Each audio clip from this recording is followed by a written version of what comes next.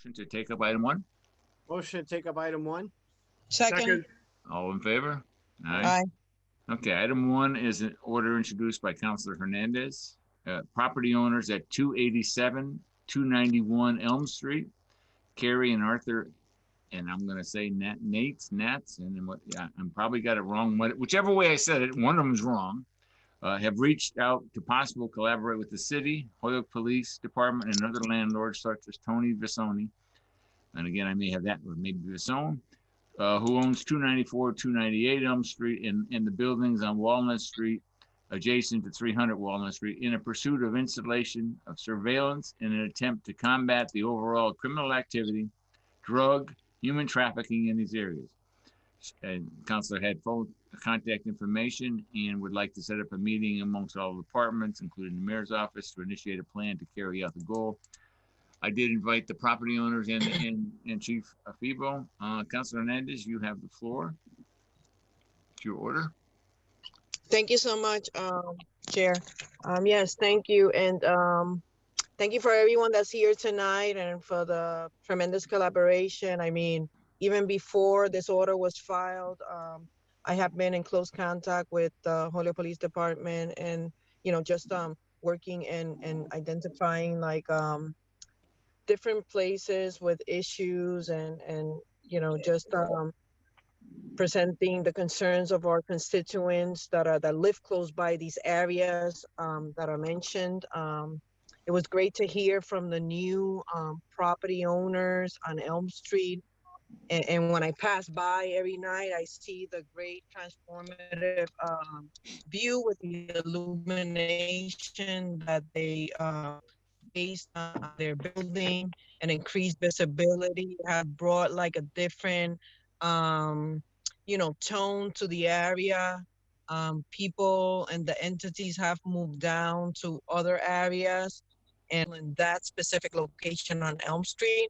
So we're very grateful for that. And I'm sure that the property owners will want to, you know, chime in on that a little bit later on the meeting. But the whole purpose of it was to bring together and collaborate and to see how we lessen like the financial burden if we can all get together, speak with the city with, I'm not sure what grants they might have, but to try to get this surveillance or security installed or what, you know, or to hear even recommendations for the police department. Maybe that's not something that is going to be beneficial or not. I'm not sure, but let's see how we can get together to try to identify how to make betterments in these areas which are inundated with this type of entity and drug trafficking, you know, panhandling and homeless and transient people walking by all the time.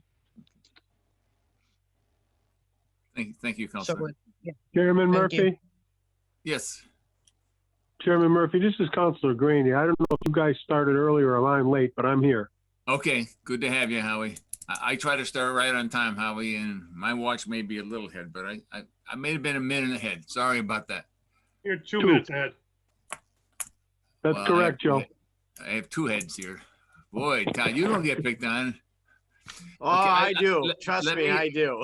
let me do this, and if it's okay with the committee, what I would like to do is let us hear from the property owners.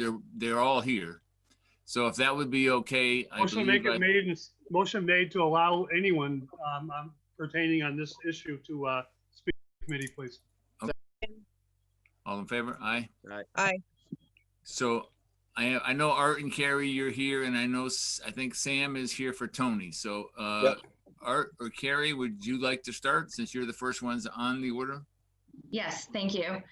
So we purchased the building back in June, and the building had a prolific drug problem. And so just wanted to kind of highlight some of the areas that we found while we were trying to renovate the building and kind of rid the people that were basically staying there and dealing drugs. Can I just ask you a question? How many units? How many units in your building? There's 16 units in that building. Okay. And then we own 287, which is vacant next door. Okay. And then it's vacant lots on both sides of those buildings. some of the drug dealers were actually living in people's apartments through intimidation. So we had one tenant that was living on the floor and some unknown person was living in their bedroom. We had people that were charging tenants to actually go up the stairs to be able to enter their apartments. We've had, and this is all just through tenant telling us, sometimes we found this and kicked people out. Residents had fear of just going into the building, leaving the building, getting their mail. Their mailboxes had been broken into. Holyoke started delivering school lunches, and I don't know when that began, but basically the people that were standing there, and we've actually had people come in off the street after we started basically kicking people out just to get the lunches. It was a big process for us to do that.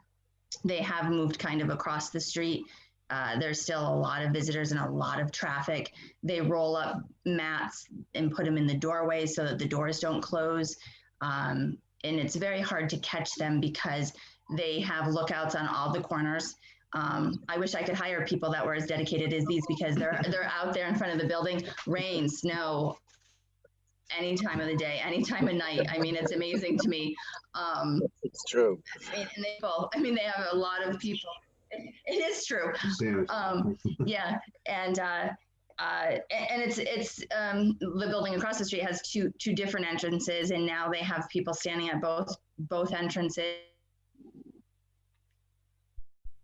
You're coming apart a little bit, Carrie. Just go keep Above going. the doors in our hallways. We've been them. We've taken a picture. But it's just so hard to catch them because people have radios. They're all wearing black bags. So if you drive down there to check it out, you'll see that people on the corners in the middle of the street, they're all wearing black like sacks. And they radio, they have walkie-talkies in them, and they radio ahead that the landlord's here, or the police are coming, or anything where there's trouble. And they either have the building or they go into someone's unit. The other thing is we worked hard with the police, where the police were great. We're coming building to spot check to help us, if we found things. However, the one problem we did have is the building is so bad that we couldn't even get a police detail. So we wanted to protect when we had electricians there. We wanted police to just stay there to kick people out. And realistically, nobody wanted to do it. We just couldn't even get a police to be there to pay them. So that was a struggle as well. So we basically had to sit there and kick people out for the safety of the people we hired to work there. We did have a meeting with the police and Sam for the building across the street, and they also own property on Walnut that he can kind of talk about. Municipal cameras were discussed.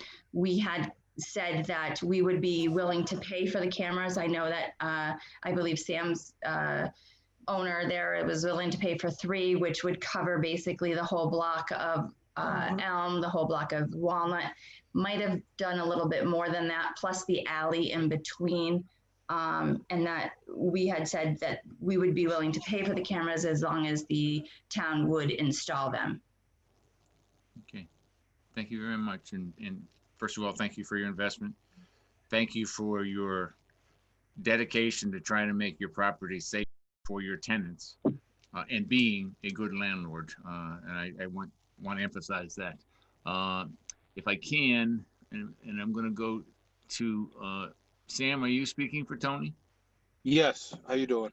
Okay, I'm doing well. Could you just offer your thoughts on this? Yeah. Good evening. Tony's had the buildings for about 12 years there. I've managed them for him. It's pretty much the same what she said. There's very dedicated drug dealers there.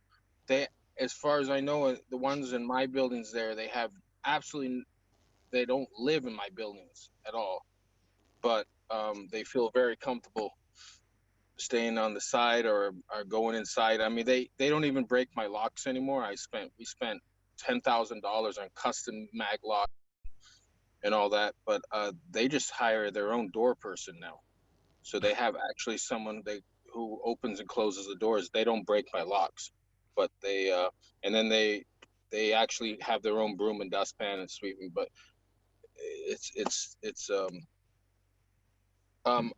we were just hoping the new owners with across the street that who just spoke now, we were hoping if we could help with your cameras there, maybe upgrade them or something, that and then pre-sign hundreds of no trespass orders, and anytime you guys see these guys there, I know it starts small, but probably just stop them from feeling comfortable just hanging out there, whether they're dealing or not, and they are dealing.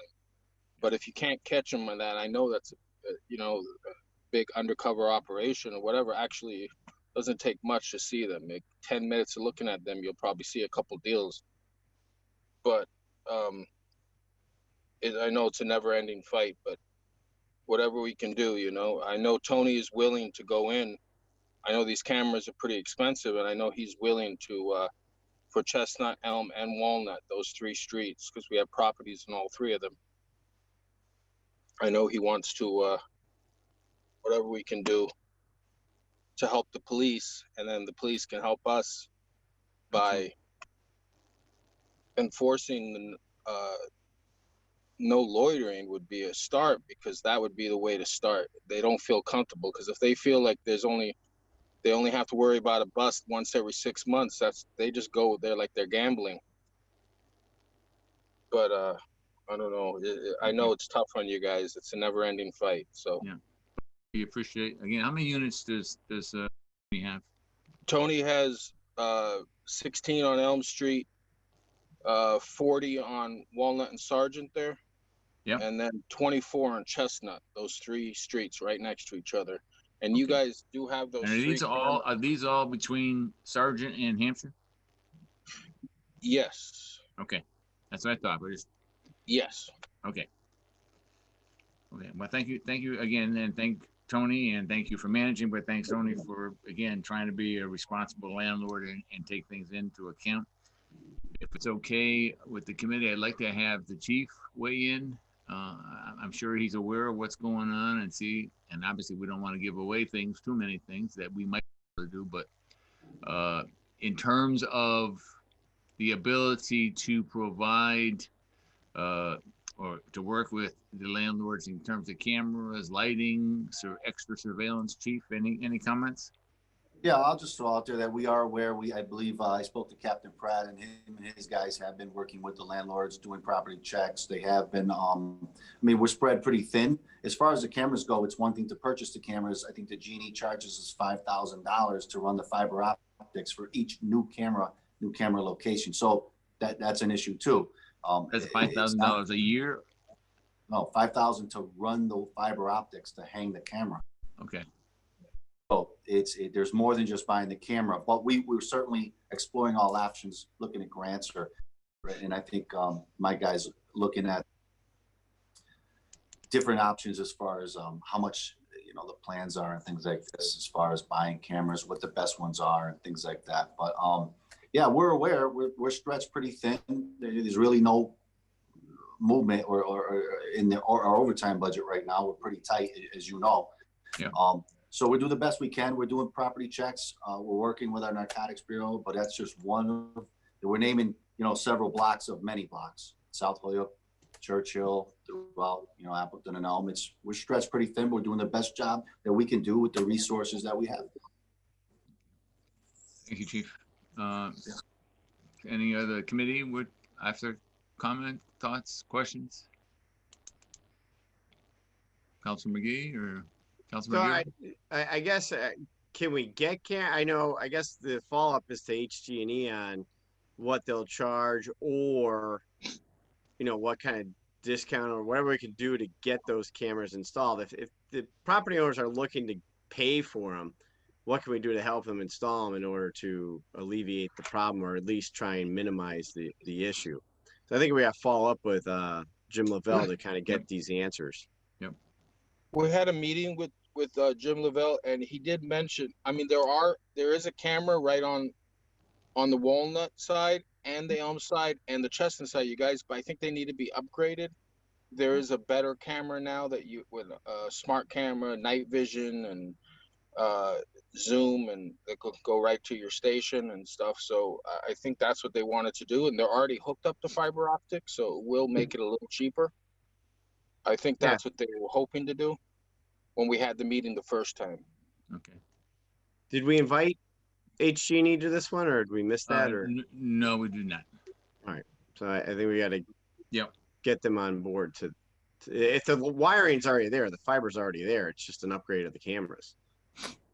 Right. I mean, our cameras that we have there are still, you know, they're a little old, but they do work for the most part, and they are like night vision. I'm sure you can always, in 6 months, you can upgrade anything in this world. But yeah, Yeah. I'm open to just about anyway. If we can use the same fiber optics and put them in the same spot, works for me. Councilor Hernandez, see your hand up. Yes, I just wanted to follow up on, so what we're talking about now is what is already existing, right? On the poles already on these locations. But how do we tie in the, you know, the landlords, you know, the sellers to team up with us and team up with the police department to make sure that whatever their installation is going to be also accessible from the police department? Is that what the hopes are?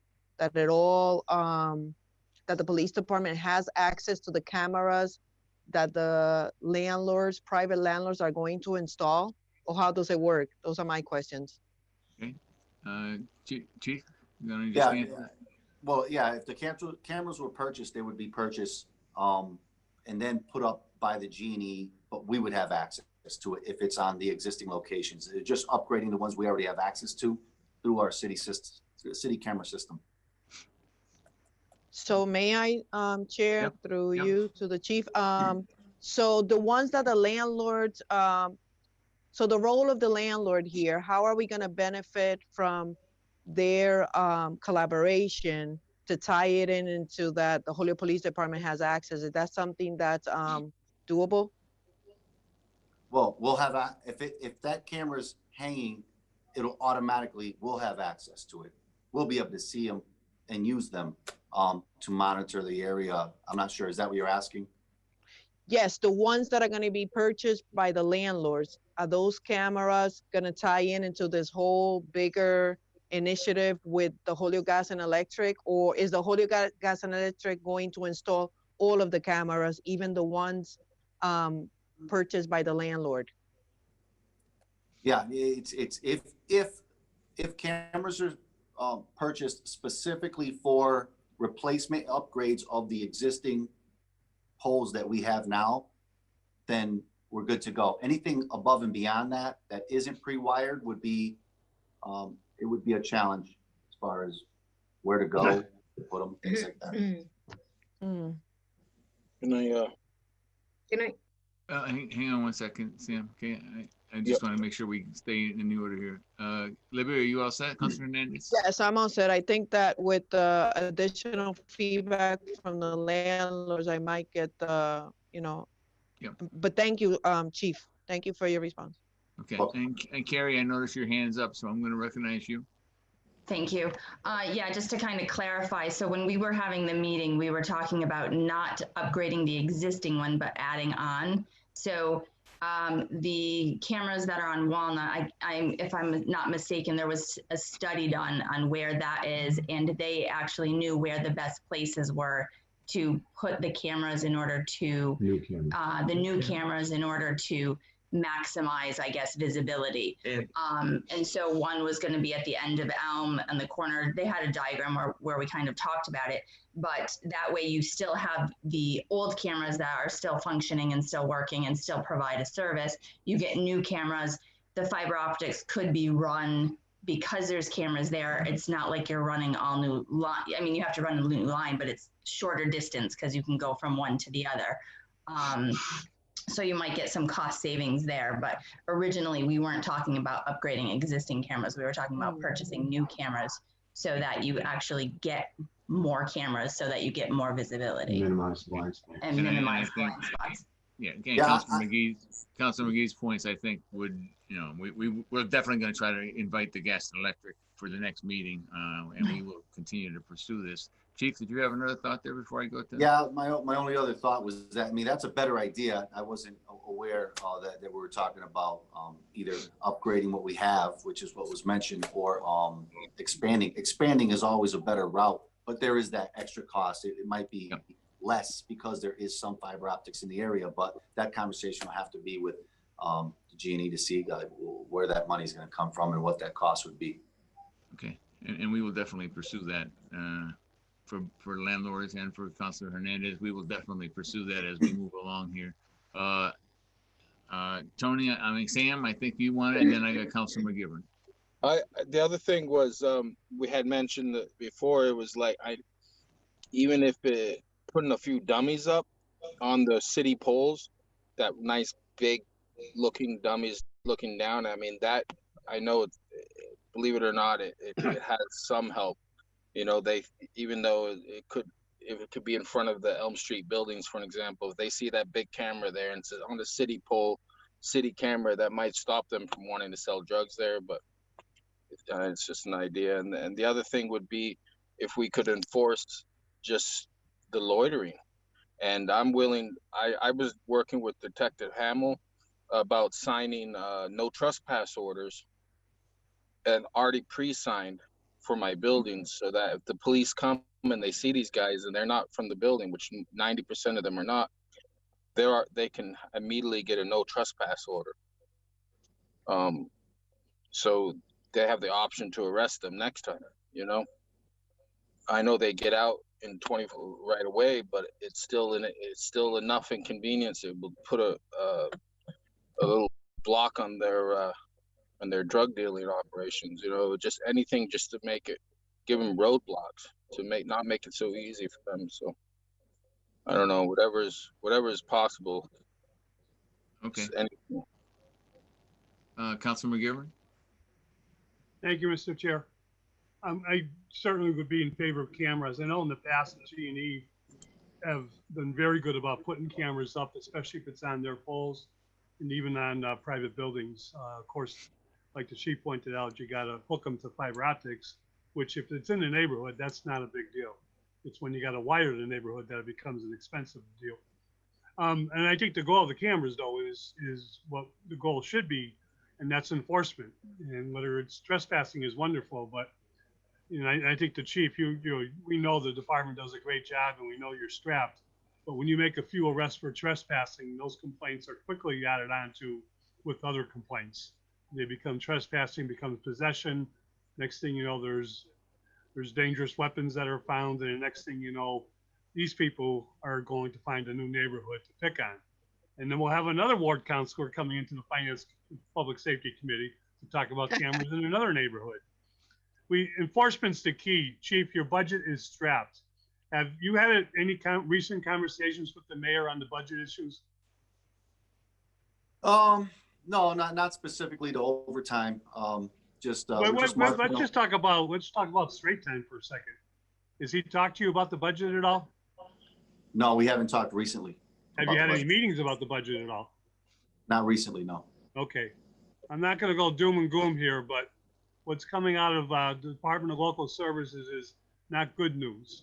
And we're getting nothing out of the mayor's office, so I don't know what's going on. And I think we're going to need some help from the state if we don't get some plan coming out of room one in terms of the budget, because right now we're not seeing anything coming from the state, and it's a sad day to say that. But whatever enforcement you can do on regular time might go a long way, because just the fact that you're out there and they know the cameras are there is a deterrent to move on, if nothing else. But thank you for what you do, and I think we can do some help here if we can get the gas network to put up a few cameras. Thank you, Councilor McGivern. City Solicitor Crystal Barnes, I know your hand was up first, then I'll have Councilor Sullivan, then Councilor Bartley. Thanks, Councilor Murphy. I just have a question. I missed the very beginning of this, but I know it sounds like a lot of these people aren't your tenants, but are your tenants allowing any of this activity to happen. I'm curious because I'm wondering if nuisance letters are going out, if we're trying to get evictions done through Section 19 and trying to get out some of the people sort of allowing the activity to continue. If I can, Crystal, when we first started, one of the things, and it's a great question because it was one of the things eventually I was going to get to, because to me, it's almost like these people are almost kidnapping the tenants and in their way. And I know one of the landlords talked about tenants that were sleeping on the floor or on I guess the floor or the hallway. I'm not really quite sure. And the people coming in and intimidating them were sleeping in their bedrooms. Okay. So, I mean, if I can, Carrie, I think you're the one that brought that up. Can you just talk about that again? Yes, thank you. And I was very surprised myself. So we had found that somebody had, I don't know if they moved out or if they were in the hospital. And what happened is basically the drug dealers broke into their unit, stole everything, and then started drug dealing out of the unit. So that was one.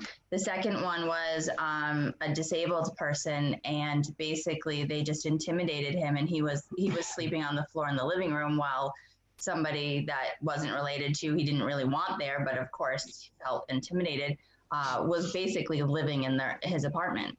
And so I mean, I've had numerous people, our tenants, say thank you because they had to always tell their kids to just look down as they walked up the stairs, and they were afraid to come in the building. And, you know, so, and the noise out in the hallway while they were trying to sleep, because it was just, you know, they were knocking on the window because if they couldn't in the building, then, you know, they could reach over the stairway and knock on windows. So it's kind of, I would say, terrorizing tenants. And I always tell people I wouldn't want to rent someplace that I wouldn't want to live. And some of the things that I've heard are just horrific, that you can't even believe. But I mean, like I said, one gentleman, he couldn't go up the stairs unless he actually paid them in order, you know, to walk up the stairs. So it was just, you know, they run the building and they don't live there, but you can't, we sign trespass orders too, but again, you have to catch them and you can't, it's very hard to go in the back door and the front door at the same time because there's the lookout. So by the time you get to the building, they already know the drug dealers already had an advance warning and they're gone. And so it's very hard to do any of that. Thank you. Thank you. Crystal, that explains some of the additional problems? Yeah, I mean, that makes sense. I know we've run into this at other properties. I mean, normally we don't, you know, we come across owners that aren't cooperating with us. So here we've got a sort of situation where the owners and the landlords are really trying to do good for the building. Yep. So I know we did, you know, heavy police presence at a building. Everybody knows of this building, the Elm Street building that, you know, has always been a constant problem. And it seemed to clear up the problem for a couple months. And I don't know if, you know, the cost of going towards cameras would also benefit maybe towards the cost of doing a police presence there. But I don't, you know, with staffing being short and that being tough, I don't know that that's even possible. But I know it did, you know, from what I've heard, it cleared out that problem for quite some time. So I don't know if maybe it would give the building sort of a reset if we could get the problem cleared out for a short while, but it's costly. So it's just other options that we've explored elsewhere too. Yeah, and I'm very familiar with the building you're talking about. And the same thing where people trying to go upstairs were intimidated about trying to go up in that building. I don't know if they were told they had to pay to go up, but I know people that work for the city in the school department were trying to go up into that building that we just talked about on Appleton and Elm. And we're basically very courageous people going through 7 or 8 I will call them gentlemen, but I don't really believe that, who were out there trying to make sure they control the building. So whatever we can do, hopefully it's going to work. Let me go to Councilor Sullivan. Councilor Sullivan, you're on mute. Yeah, thank you. This is just a question for the chair or for the administrative assistant. Yep. In the order here, it says that the mayor's office was invited to weigh in on this also. Did anybody from the mayor's office respond? And I'm going to I missed that, Councilor Sullivan, and I'm sorry. When I did it, and I wanted the property owners, I wanted the chief, and I did not invite the mayor's office, and I realized I should have, and I will for the next meeting. I just didn't catch it. I knew it was a police issue and a landlord issue, and I was working on that basis. So I will take the fault on that one. No fault. Just wanted to see if they had been invited or if they had just ignored the invitation. Okay. Are you all set, Councilor Sullivan? All set. Councilor Bartley? Thank you. Thanks, Mr. Chairman. I'm going to follow up with a question that Mike just raised, and then I'm just going to ask a question to the chair to, I think it's Sam. So have any of the landlords or any of the non-government officials, have they reached out to the mayor's office, Mr. Chair, that we know of? A direct and what results? I mean, every single order the chair knows goes into the mayor's office. So they're directly invited or not, the mayor knows of every order, and the chair knows that. But just share it to anybody. I don't want to make this a poll, but next time they come around, if they could just advise us directly to the mayor's office, and then just to a chair to Sam. You mentioned about loitering, but I wasn't clear on what you meant by loitering, and I was just wondering if you could expand upon that. What are they doing directly in front of your building? Is what it is the two or three congregants? Yeah. What they do is there's always the guy on the front, and when the junkies come up, what drug they want will direct them to where they need to do to get it. And so these guys, they'll stay there. They'll either be in front of the building, or they'll have a doorman. They'll go in the hallway, or they are sometimes connected with tenants, like they were saying. I have suspicions of which tenants there are in the buildings that do it for me. But the thing is that if even if the black and white cruisers came by and said, "What are you doing here? Move on," even a little harassment, like, I think a long way with these guys, because that's the thing. They're really gambling. They feel like, I could do this for so long, and then I only have to worry about a bus once a year, and then that's what they do. But they have no connection to the building, and everybody knows who they are and what they're doing, and they do intimidate people. When I go up, they'll leave, but the second I'm gone, they're and anybody else in authority of the cities or whatever. But I've had the same guy outside that building for 3-4 years. It's the same 2 or 3 guys. There's different shifts, and different guys show up for different shifts. I swear to God, it's a job. They're very organized. So this is 24 hours a day? If I don't, it's almost 24 hours a day. Yep. Oh, geez. All right, and then just through the chair again to Sam. So Sam, other than this meeting right here, which is great, and we want to thank everybody for pulling together.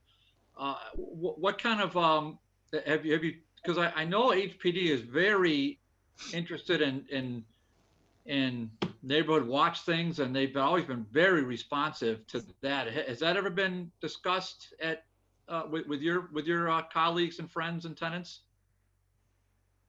A couple years ago, we did have a meeting with the mayor and the police chief about Chestnut in particular, and they actually did a great job. And believe it or not, it was unbelievable to me. Chestnut actually, for like a whole year, I didn't have any drug dealers out there. I've never seen that before in the 12 years I've been doing that. And only recently has a whole new crew showed up, and that's only recently. I mean, in the last couple months. But they did some bust over there, and I think they got rid of the main guy who was supplying it or something. Whatever they did, it worked. Would you consider restarting that, I guess? Yeah, I'm willing to. We're willing to do whatever is possible, because it's not only they're selling drugs, but the junkies are coming in and trashing the hallways and defecating and breaking stuff and doors and you know, I have tenants that are intimidated by it too. And I mean, I don't like to criticize the police because I know what they're up against. You know, they must have 100 of my buildings around the city that they have the same problem with.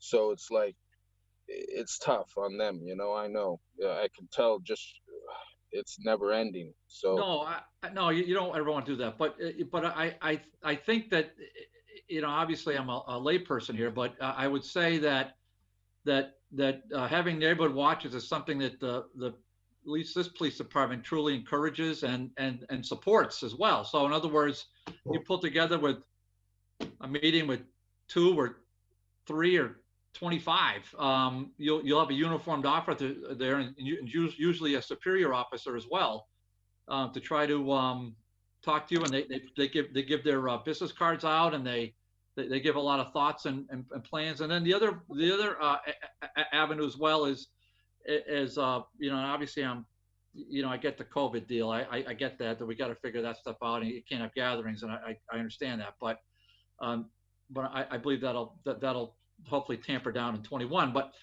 just for you to consider, once we get past the COVID, also the Hampden County Sheriff's Department as well has liaisons with HPD, and they're quite often available to help out with that. And then the last thing, Mr. Chair, is that if any of the you know, tenants want to reach out to you know, I know it's as bizarre as it sounds, you know, but you know, I'd love to come down and take a visit myself. So I'm in downtown all the time. I'm not, my office isn't there anymore, but it was there for almost 9 years. So and into High Street. So I'm you know, obviously I'm familiar with downtown Holyoke because I lived here basically my whole life. So that's something as well. If somebody wants to reach out to me, then I'm happy to come down and meet you in person and try to see for myself, and then perhaps I could be a little more educated. Thank you, Mr. Chair. Thank you, Councilor Bartley. I'm going to recognize Art, and Art, I saw your hand and I failed to recognize you before, so let me recognize you now, and then I'll go to Councilor Hernandez. Thank you, Councilman Murphy. Oh, we have 2 computers going. So what I have to do? On mute yours. Mute yours and then just talk to mine. All right.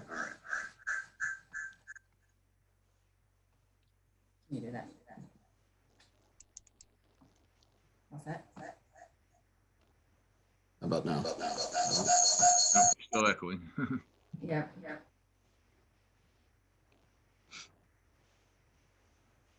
Okay, go ahead now. Can everybody hear me now? Can you hear me now? Yep. yeah. Okay, great. So sorry about that technology. You know, we don't all fit in one camera, right? But I wanted to speak, Councilman Bartley, you had asked about the contacting the mayor's office. We had sent 2 or possibly 3 emails. I'm not sure, 2 emails, and we never got a response. But then Detective Hamill is the one who suggested we call Councilman Hernandez. So Carrie and Councilman Hernandez had been talking over the last couple months. That's one. And in order to rid these buildings, while the police have been very helpful, our first play was to put cameras all the way around our building, but it also views the street, across the street to Sam's buildings. And we started feeding information to Captain Pratt's team, and that was very helpful because the police came by, they knew who they were looking for, who the players were. They knew most of them actually, and and had trouble, catching them. But they made regular rounds through our building. We gave everybody keys and all that stuff. And then I can be very persuasive when I need to be. And just a regular person in the doorway all the time. Hi, how are you? You need to go now. Every day, a constant in their face. 10 hours a day. and yeah, it's 10, 12 hours a day. And our building has cleaned up quite a bit. Unfortunately, Sam is now reaping the rewards of my quiet building. I noticed that. We're working together to try and get the whole area between Sargent and Hampshire Street from Walnut down to Chestnut taken care of so that we don't have to deal with this. That's just what I wanted to add. Okay, thank you very much. And thank you again for your efforts trying to clean up your own buildings and trying to make sure your tenants have a quality of life. Councilor Hernandez, I think you were next. Yes, I just wanted to follow up through the chair, if I may, Yep. to the information that Councilor Bartley had about the neighborhood watch. Yep. And what I wanted to add was that the Chestnuts Alliance group, which you participate, Terry and Gladys LeBron, there, and we have Officer Santos there from the Sheriff's Department, I believe, as Yes. well, and Wayfinders, you know, and all these different organizations. And that is the neighborhood watch meeting that's been taking place for a while now. That is sort of like, you know, for Ward 4, for Ward 2, for Ward 1, it's almost like one meeting that, so maybe we might want to try to create awareness to the tenants of the landlords here present today that that group exists, and that perhaps they can join efforts there, and we can share information and whatnot, and provide updates. But there is a neighborhood watch that's taking place through the Chestnuts Alliance group. Thank you. Yeah, it's a good point, and it would be good if we could get more people, both tenants and landlords, to come to that meeting, to come to those meetings. And that's once a month meetings, just kind of going over what we're trying to do in the area. It started around Library Commons, but we've really taken over. Well, not taken over. We've expanded the meeting to basically all of the Churchill Old Ward 4 area of the city. So whatever we can do to carry on, that would be great. Attorney Barnes, you, Crystal? I've had my hand up if I can get a chance. Oh, I'm sorry. I'm sorry, Sorry. Gladys. I didn't see you. Oh, you. Go ahead, Councilor LeBron. Gladys, go ahead. Councilor LeBron Martinez. Yeah. So, yeah, I thank you. I just want to thank the landlords that are presently here, because this has been an ongoing issue for years. This is not just you know, recent. This has been going on for too many years. Back in the days, it used to be called let's claim our neighborhood or something like that. Let's take back our neighborhood, something like that. It was called in the 80s or 90s. And you know, like someone said here, we're gonna have to have more efforts of all the landlords coming together, because what moves from one block moves down to the other block. The chief is here, and he recalls a meeting that I had about a year and a half ago, in addition to the community alliance, because I was getting too many emails and too many calls concerning the trafficking happening here on Essex Street, and also the prostitution or sex, you know, trafficking here. And one of the things that, of course, the concern in a lot of the emails and the phone calls that I received was that people were afraid, many of the things you're saying, because people were being harassed. Not only harassed, scrutinized, so cars were broken, things were happening to them, and so they were concerned. Even one of the foremen in one of the buildings here on Essex Street was beaten up by one of the drug dealers, or sent by somebody to do that to them. But I do know one of the things that worked that particular summer, Chief, was that they opened up you know, remember they had the tents that they were moving them around in the neighborhood, and you saw how everything changed. And I saw the change only for that week. Once they moved out of that block, everything started again. Because cars, what they do is they come through Elm Street from the beginning of Elm and Appleton, the intersection there. They park right in front of my house. They walk over to that building on Exit Street, in addition to moving up the street and going over to your side. And the traffic is when the corridor is in that black, so it's in like, you know, covering. So if all these landlords do not get together, what happens? It moves up. That used to happen in South Holyoke. I worked for Nueva Esperanza for 14 years. I saw what happened, that pushing what you work and mobilize down there, then pushed it up to, you know, Ward 2, Ward 3, and so on. So people, a lot of the landlords, we're gonna have to get them together. I don't know if the Landlords Association still exists. Does anybody know if the Landlords Association still exists? So that many of these landlords that are within that corridor work together, because if where you're gonna go invest, you're gonna invest for a little corner to take care of, you know, and I appreciate that, and I really support anything we can do. But I bet you if there's a group of bigger people, who knows if there's a grant that we can find to support that kind of effort. It happened in South Holyoke in the 90s. We got a grant that was able to provide cameras down in South Holyoke, and the same thing. Now, you know, they never got monitored after that because they've got outdated, but grants were available to do something like this. And once it's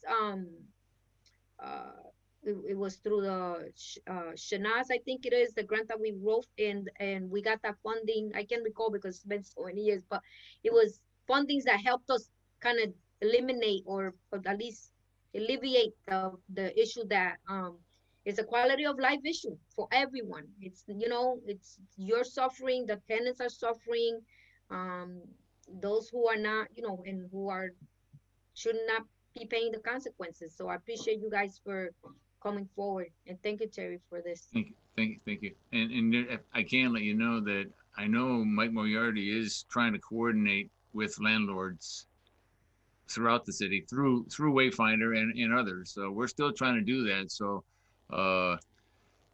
Carrie, Art, Sam, you know, we would love to have you participate, and we can add that. I'm not exactly sure when the next meeting, and probably won't be till January now, but I'm not sure. But we would love to get more people coming. And then at one time we were having landlord meetings at the library. Of course, we can't do that right now, but we were having meetings with landlords, and we probably had about 10 or 12 landlords that were coming and trying to expand and try to see how we could work together. Attorney Barnes, I will get back to you right now. Thank you, Klaus. Sure. So I know we have a couple of people from the state as well here tonight. So I guess I'm curious if we've ever looked into the counter drug program from the National Guard in getting some assistance that way to really, you know, combat at like a broader level. We do have Senator Vilas, Representative Vega, and Representative-elect Duffy with us. If any of you would like to offer any thoughts or comments, and obviously this is something that the city needs some additional assistance, certainly from a financial perspective and probably in terms of an enforcement perspective as well. So would any of our elected state officials like to comment? Well, I think partly, hey, how's up? Aaron Vega here. Good to see everybody. And Thank it's a good conversation, I would say. And, you know, obviously concerning in general and definitely concerning as I move into a new role, as we try to, housing is a key issue. We talk about economic development and planning, obviously. So, and I know all of you know that. So, I mean, as far as the National Guard, I mean, that's the governor's call. And I can't imagine, I'm not sure I have an example of it being used in this way. But I would say that I think you see the coordination with the police department, the DEA, the state police, you know, quite often as we see some of the bigger arrests and the bigger operations happen in Holyoke. But I think the issue now is it's the storefront operations, it's the apartment by apartment situation, and so I'm happy to help any way I can, you know. But I think the SSY grant, the Shannon grants, I mean that's the stuff that comes into the city already for this work, diversion programs. But it's I think that the security detail is obviously an issue, and then I don't think that there's necessarily state funding. There may be grants available through police department. I wouldn't know as far as cameras and whatnot and that infrastructure. And I think obviously as Council President McGee started saying, and you know, HG&E should definitely be brought into the conversation for that. Thank you, Representative Vega. Anyone else like to comment? Good evening, everybody. John Vilas here. I love how folks invite us to participate in this. It's great to get this this local feel, if you will. Yeah, I think to the point, you know, I know that there is precedent, and I would definitely defer to the chief on this, but I know, and I believe it's the state police has some type of memorandum of understanding with the National Guard to help them with some of their, you know, counter interdiction stuff that's out there. So I'm not sure if that's something that is just for the state police and the Guard. That's certainly something that I could look into if the chief doesn't know that. I guess rewinding a little bit too. I had the pleasure, you know, going, and this has been echoed many times tonight. I had the pleasure when I was still a state rep for the city of Westfield, where Captain Pratt's team and the chief were kind enough to allow me to go on a ride along with the, you know, their narcotics team. And just the first thing that was just so abundantly clear to me was just that. I mean, there were so many problem points, if you will, and they were so stretched thin that it was just my main takeaway from that day was just how very difficult their job was to do this, to combat this. And then several people have already mentioned this today. I mean, you're really in many instances talking about a situation where this is just unpalatable for the people living in a lot of these buildings. I mean, I hate drawing this analogy, but I've seen this before, and I've heard this before, and it involves my time overseas with the military, where you have communities and districts that essentially are controlled by insurgents, and the population is a hostage to the insurgents. I mean, if you fill in drug dealer for insurgent here, I don't think what we're talking about is that indifferent. And I could also really relate to what a lot of people have said, that, you know, if there is a major bust, or if there is a community, I would use the word uprising in a military context, but kind of a community pushback, what you see happen is they just go down the street. They just go down the street and set up operations elsewhere. We used to call it whack-a-mole, if you will. Again, I say this all at the risk of a flawed analogy, but I think that there are a lot of parallels. So kind of getting back to what you said, obviously want to check to see if that level of cooperation or collaboration with the Guard is possible. I know there is template, again, deferring to the chief, but then on some of the other things, you know, we've got a state budget coming up here really, really soon. You know, I would love to sit down and do a deep dive on ways that, you know, the cameras have been mentioned. Is there a way for the state to help out with some of these funds for some of these resources for these cameras? I'm open to any and all suggestions, because the situation being described here and what I observed with the Holyoke PD is it's just not palatable for the folks in these areas and the community at large. So love to further this discussion with anybody that wants to have the conversation. Thank you, Senator. Mr. Chair. Chair Murphy, Yeah. if I Let me go. Elect Pat Duffy, and I go to Howie Graney, and then I got Councilor McGivern. Thank you. Thanks so much. Just want to echo everything that's been said and really thank the landlords who are coming here and talking about their problems. Obviously, I'm here for any state resources. And I also, like, my wheels are turning and I'm just learning about a lot of, not that these issues are going on, but what state tools may be able to come into play. And so I've reached out to the Attorney General's office that, so they've got some information for me on work that they've already done with the city and with the Holyoke Police Department. So we can keep pursuing that too. So please, so glad to be here, and please, this office is always a resource, just like it always has been. So Thank you very much. Thank you. Councilor Graney? Just briefly, this type of behavior that's going on, it sounds to me like there are multiple felonies. Sounds like extortion, racketeering. I mean, there has to be consequences for this type of behavior. I don't know how we can establish consequences, but until there are consequences for this type of behavior, it's going to go on. Thank you. Okay, thank you. Councilor McGivern? Thank you, Mr. Chair, and I want to thank and commend the 3 members of our state delegation who are with us this evening.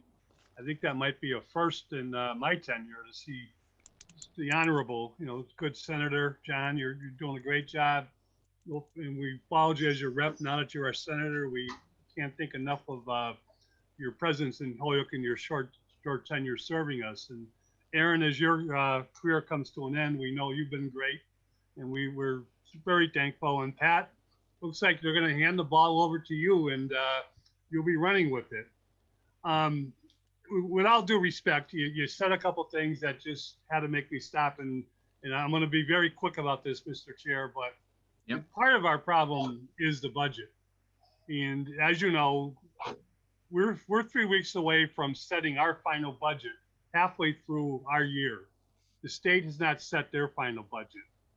Chapter 70s, Aaron, you did something wonderful the last 2 years in rewriting the Chapter 70 language. But the forecast right now is it's not coming. And the schools are looking for the city to make up the deficit or to cut their budgets 6 months into a 12-month year. The chief mentioned about his budget earlier. The mayor and the city council were very tough on the budget last June. And the public safety budget was hurt with a promise that when the money comes in, when we start seeing what we get, that we should be able to re-put dollars into the chief, both the fire and police department budgets. We're looking at cuts now. We're looking at possible layoffs. The Department of Local Services told us today that they're thinking of making us make up for a $900,000 deficit in the wastewater treatment plant, which is funded by user fees, which is an enterprise fund, because we have that much of a deficit because there was no shutting off of water bills, no shutting off of sewer bills this year due to COVID. And yet the Department of Local Services has the nerve to say we have to make up for that deficit 3 weeks before we set our final tax rate. If we have to make up for the deficit in the schools, we're looking at close to a $4 million deficit with nowhere to turn. And we don't even know what the budget is yet. I mean, I'm pleading, I'm not asking for answers this evening, but tomorrow, will you look to help us? Because this is just not right. And this is the word we're getting 3 weeks before. It's actually, we can't wait 3 weeks. We should be making our final decision. We should have made our final decision 2 months ago. But we're looking at next week at a meeting. We have not heard from the mayor. We don't know what the plan is coming out of room 1. I'm going to stop there, but I don't expect answers this evening. But will you please help us tomorrow, the next couple of days? Thank you. Just real quick, Mr. Chairman. Mr. Chairman, could you have this report's been mentioned twice or 3 times? Can Jeffrey forward it to us if the whole council got it? The Division of Local Services report, this request. Jeffrey, you heard that? Yes, I did. Okay, yeah, he'll send it out to the 3 of you, so you all have it. Yeah, it wasn't a good message. Councilor Hernandez, and Carrie, are you still looking to talk? Yes. Okay, I'll get you right after Councilor Hernandez, okay? And then I think I'm going to try to. I know we're going to have another meeting on this, which I'm going to try to be quick, Terry. Yeah. Okay, Councilor Hernandez. Yes. So I just wanted to add, we're definitely living in unprecedented times with everything, the COVID, budgets, layoffs, the police department strapped, so many balls in the air, right? But however, when the reps were speaking, it came to mind also that we should keep in mind that, when I wrote this proposal and presented it, it was because I was getting all of these different complaints about my constituents that are enduring the effects of all the trafficking and the late night, coming down the street with the mopeds. There's noise pollution. There's no tranquility, no peace. And a lot of residents in all of these lower wards right here that have been here for decades and for generations, enduring all of this, if I may say, all of these different type of negative, right, factors that are affecting the quality of life, we have to keep in mind that they deserve better. And that's Absolutely. why we have to come up with a solution with this. I know that, and it's not moving it down the block, you know, that's not what we're trying to do. But if we have these landlords here present today, they're investing in our communities. We want to keep our homeowners and our renters here and people investing in Holyoke. So we have to take care of this problem. And you know, my heart goes out to all the investments and the people that live here and that say, you know, I feel like just picking up my stuff and moving to another town. And I, you know, and I implore to them, I tell them, please stay. And, you know, that could be selfish of me that I'm asking them to do this, because they might feel, you know, that this is just not the place for them because of these negative factors. So as a city council and as a town, and we have to come together to find a solution for it. Thank you. Yeah, absolutely correct, Councilor Hernandez. And the 99% good people have to find a way to overwhelm the 1% bad people that want to dominate us. Carrie, I'm going to let you talk, and then I think I have Councilor at Large Tallman. I think I got a message that he wanted to participate, if I'm not mistaken. So let me go to Carrie, and then I'm going to go to Councilor Tallman, and then I'm going to suggest that we table this. I'm going to have another meeting January 6th. I think we need to bring everybody in. I will definitely invite the mayor's office. I will definitely be talking to the gas and electric. I definitely would appreciate Senator looking to see about what we can do in National Guard and things along that. Even if it's just a temporary thing where we just look like we're overwhelming force, and try to get this resolved, because no one owning a property and no one living in a property should feel day in and day out like they are threatened, and that's just not acceptable. Carrie, and then Councilor Tallman. Yes, and I'll be quick. So I just kind of wanted to circle back to a couple of points that were made. For a tenant neighborhood watch, I think that'd be very difficult just because the tenants are too scared, frankly, to talk. We have, you know, our building has turned over several times of several owners. And so unfortunately they think, well, it's just going to be another owner down the road. And so they're too afraid to kind of say anything to the people that are causing the problems. As for things that we've done is we've sent pictures of people coming in the buildings. We've sent pictures across the street. There's a row of arborvitaes. They hide their drugs in there. I've seen people go behind there and shoot up every single day. I've even seen somebody help somebody right on the steps shoot up. I mean, I take pictures, I take videos, and have sent those on. The other thing I wanted to say is it's really unbelievable. We live probably a mile and a half from the building, and until you see it and how prolific it is, I would say that there was somebody coming into our building, probably 3 people every minute when we started. You couldn't even, like, I still can't even believe that I had no idea how bad I mean, you know about drug dealing, but never to this extent. And so I believe whoever said that they would be wanting to see it for themselves, we have a vacant unit that, you know, sometimes I just put my cell phone on the window and I just record for 40 minutes at a time. So I would be welcome anybody that wants to come and pull up a folding chair and sit at the window you really don't have to sit more than a half hour, and you're going to see at least, 7-10 drug deals without a doubt. So if anybody is interested in that, they can contact us, and we'd be more than willing to let people, just come in and watch. And I just wanted to thank everybody for this opportunity, because until we started talking about partnering and trying to get the cameras, I'm sure that the more landlords that would know about that, partnering with the city to do something, just like we're willing to do that, it raises your property values, your tenants are happier. And so I think that most landlords care about their buildings, and they'd be willing to at least chip in to help alleviate the problem. Thank you very much, and thank you yourself and all the landlords that are here and bringing this up. Councilor Tallman? Yeah, thank you, Mr. Chair. I'm just here. Sorry, I joined a little bit late, but I I think this has been an issue going on for a number of years. I like the ideas about the cameras. I know certain communities have these programs, Take Back Our Streets, where, you know, the neighbors have to really be vigilant and try to get out there. And I know it's difficult when there's all sorts of drug activities and crimes in the area, but I think we need a support from our state delegation and anything that can be done in the neighborhood as far as more police protection, cameras, neighborhood watch, or whatever can be done. Get all the resources we possibly can in that area.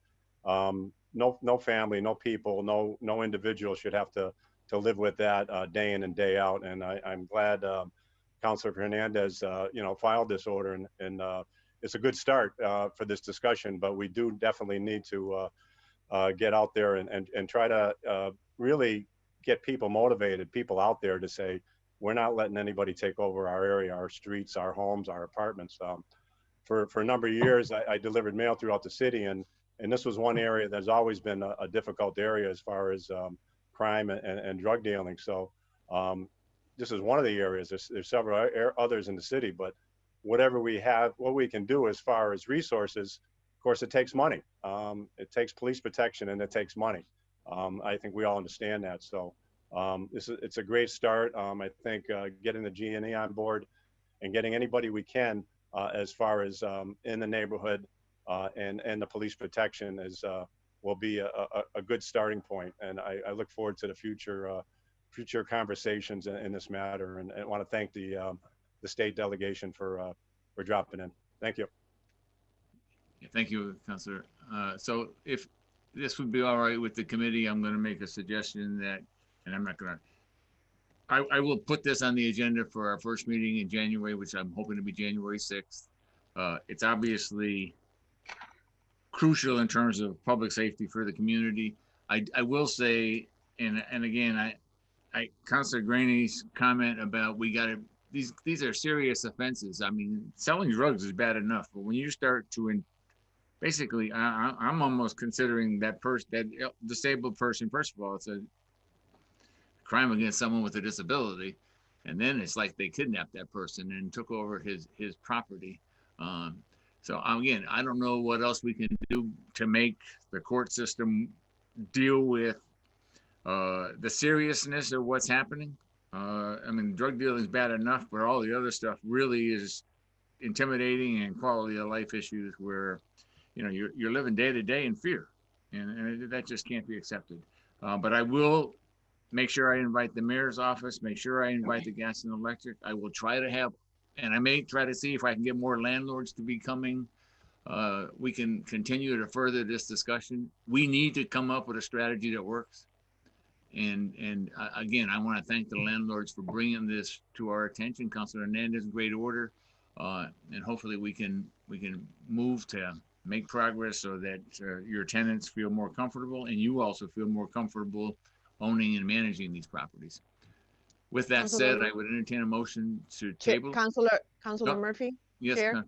Yes. I just wanted to add that through the chat, we have some comments from Rep. Aaron Vega that state that we should invite Ed Casey to our next meeting, and also that there is a landlords association in Holyoke.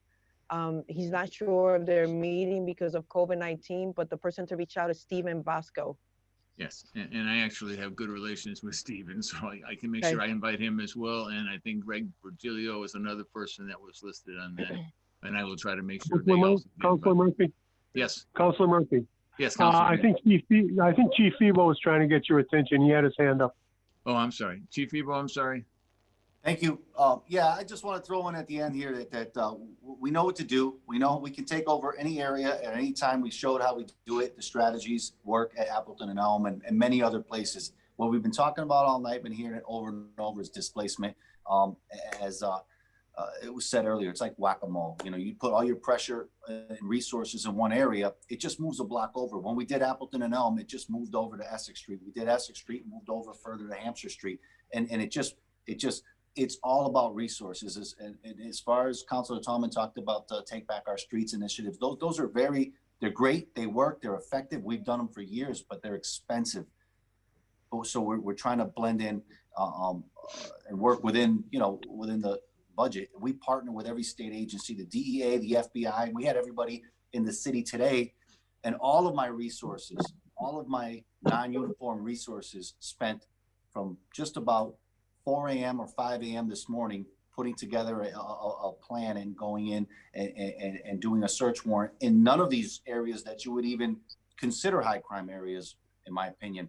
And got some good amount of drugs off the street, trafficking, weight, and narcotics, and found all kinds of a pretty big, decent operation that they're still working on the reports in their office right now.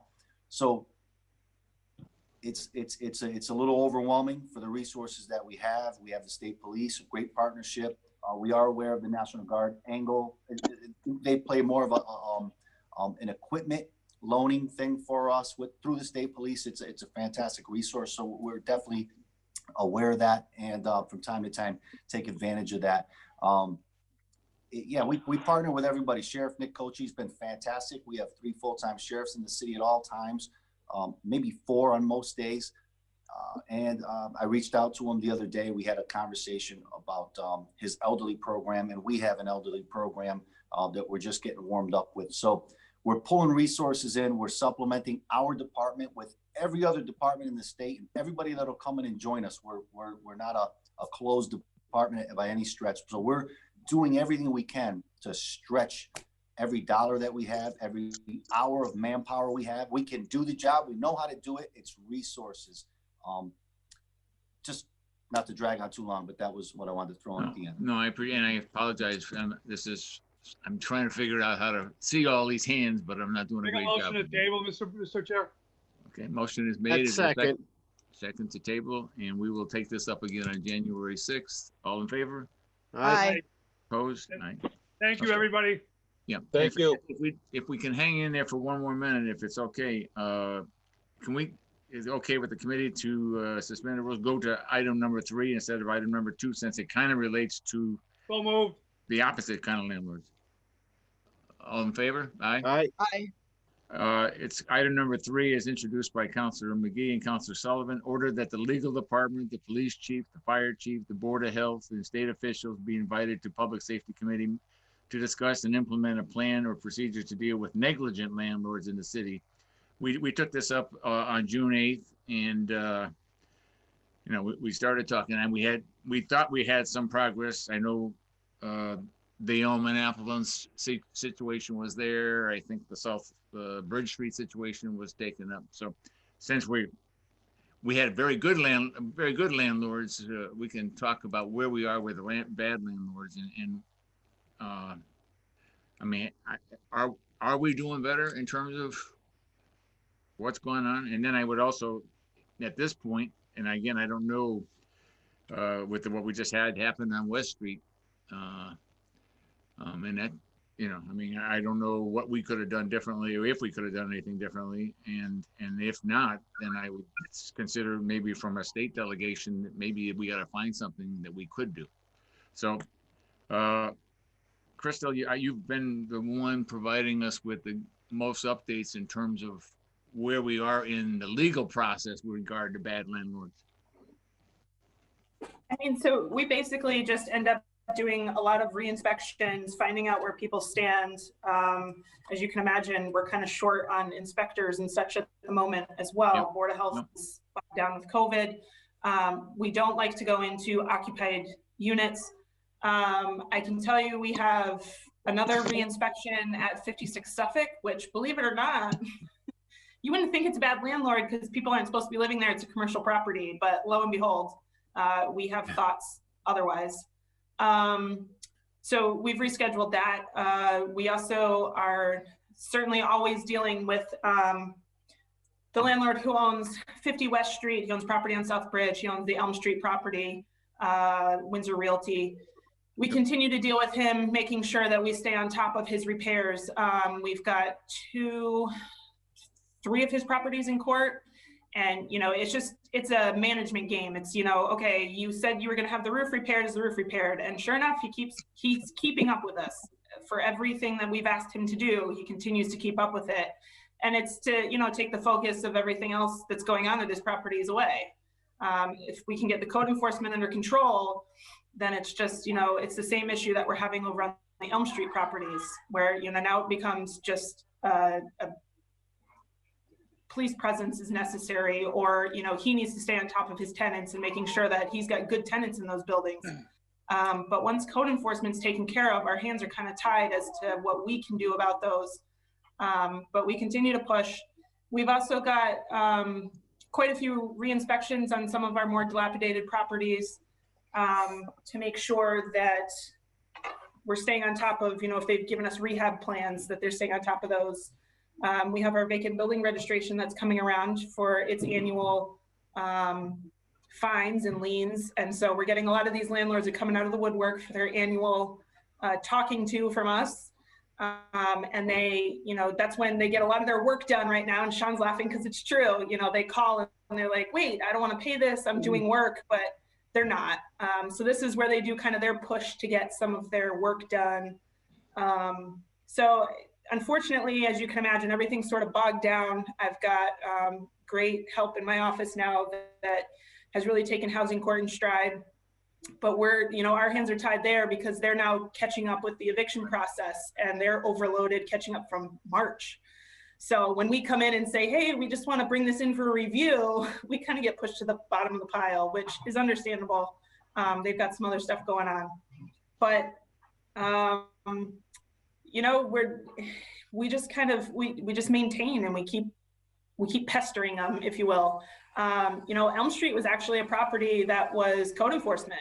It came to us that it was dilapidated, that it was run down, that it was, parts of it were vacant, and that actually just sold. So these are, new ownership in there that is now taking it in stride and renovating. So, that's what code enforcement does. We find these big ones, and every now and then we get a win. I know it doesn't seem that way because there's still a lot left, but we're trying, and it's little by little, as much as we can push. But the daily operations have to happen. If we had, certainly like everybody else says, if we had more staff, we could continue to sit here and push problem properties through, but it's tough to get those inspections done on these, 16, 20, 30 unit buildings. That's an all day affair, not to mention writing up the reports to bring to the court. And all they have to do is show minimal progress, and the court lets them keep trying until, they've really given up. So that's kind of where we stand. We appreciate your efforts, Crystal. We know it's not an easy job, and we know we're trying to keep finding ways to make it better. Councilor Sullivan?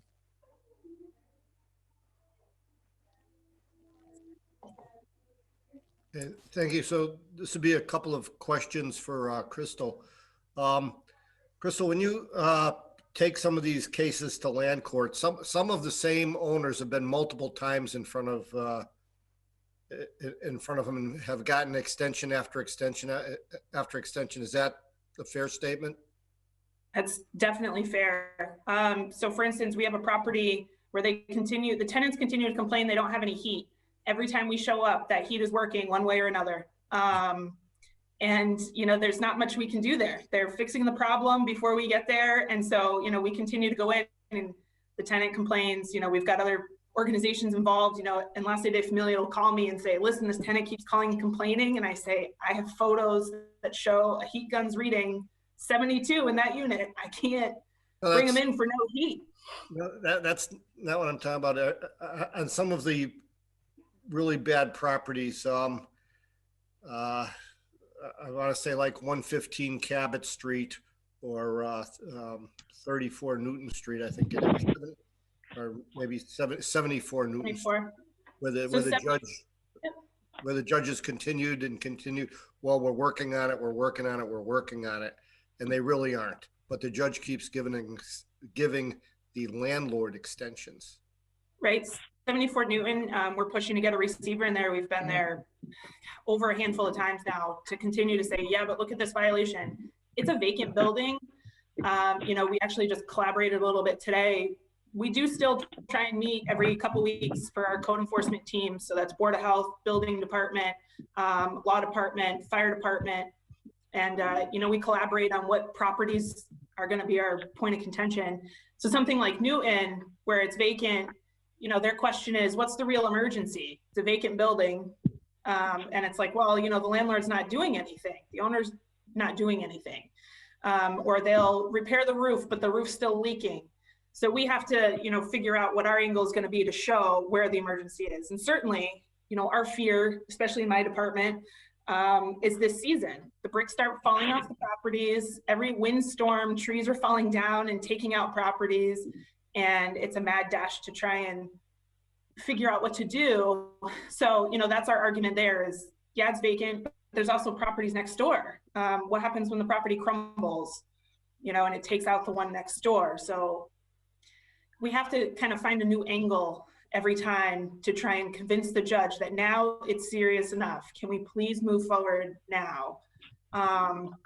It took me 1.5 years to get, a property on Russell Street to actually let a receiver even start cleaning it out. I had a receiver appointed and the judge continued to let people clean out their items.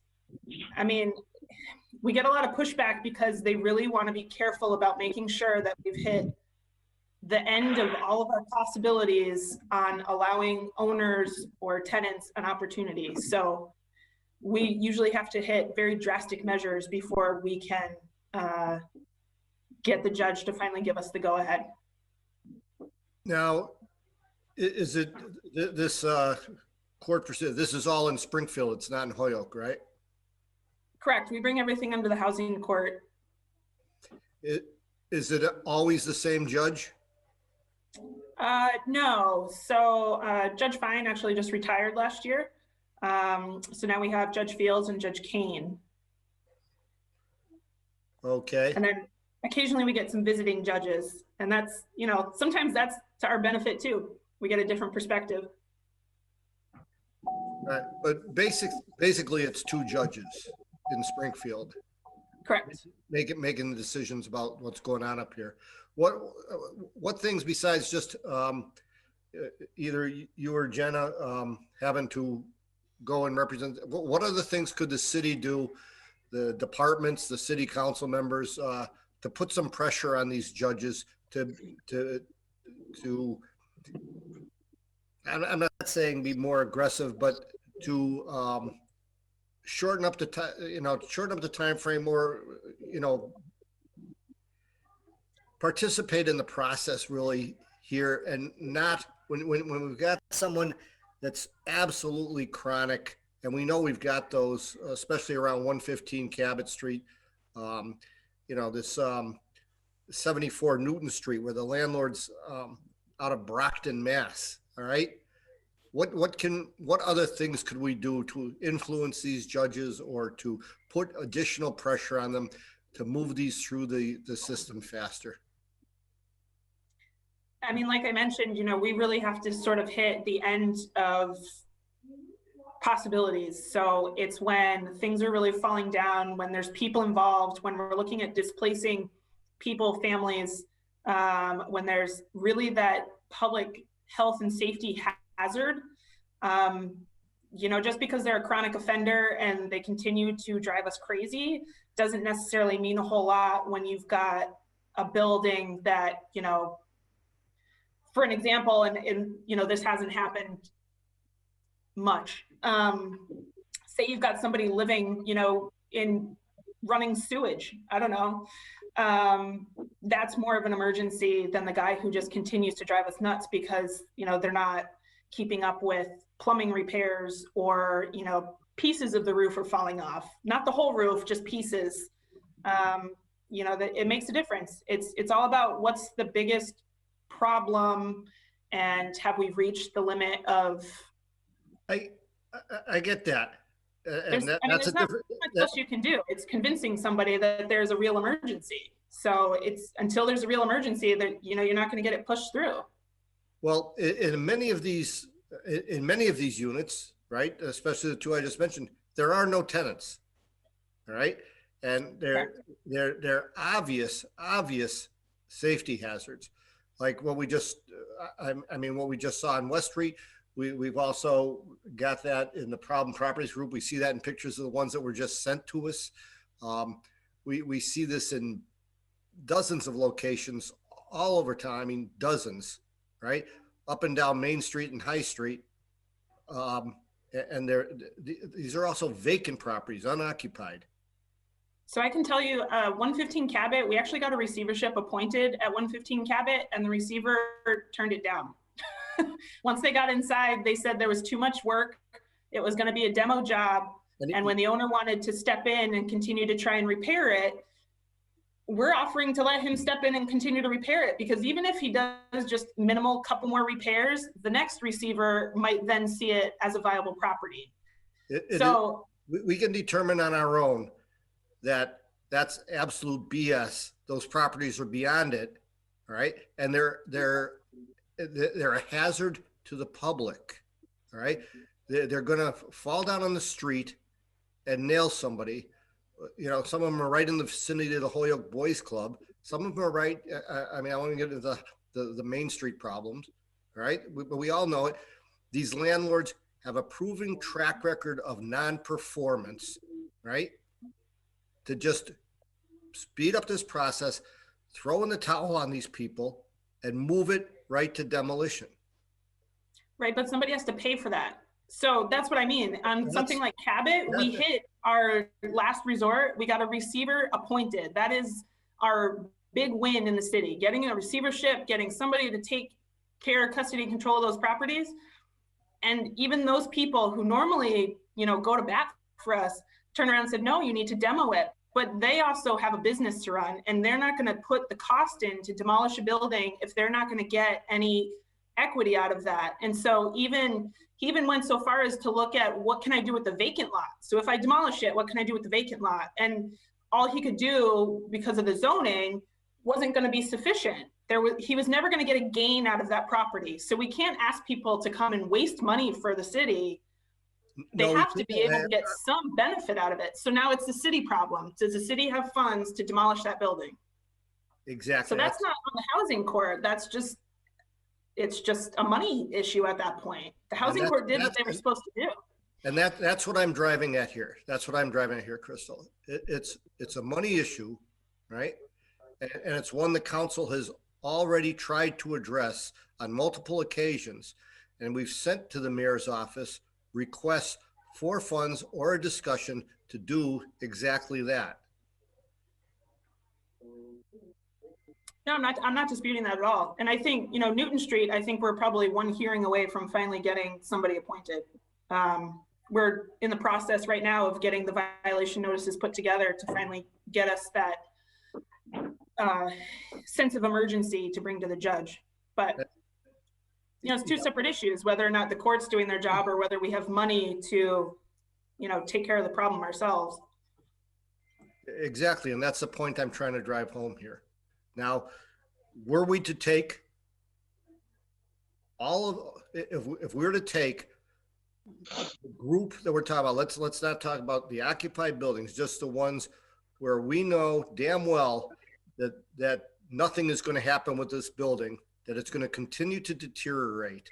And I'll tell you, to go back to what we just discussed with Chief Febo here, still listening, and everybody else too, how much time and resources our police department having to spend with these buildings also, with people breaking into them, drug deals going on inside of these buildings, everything else that transpires here, and how that eats up the police resources that for negligent landlords trying to enforce what's going on in these buildings also, while we've got great landlords like the ones we just seen that aren't getting the service they needed, while it's being sucked up by these other places that need to be taken off the map.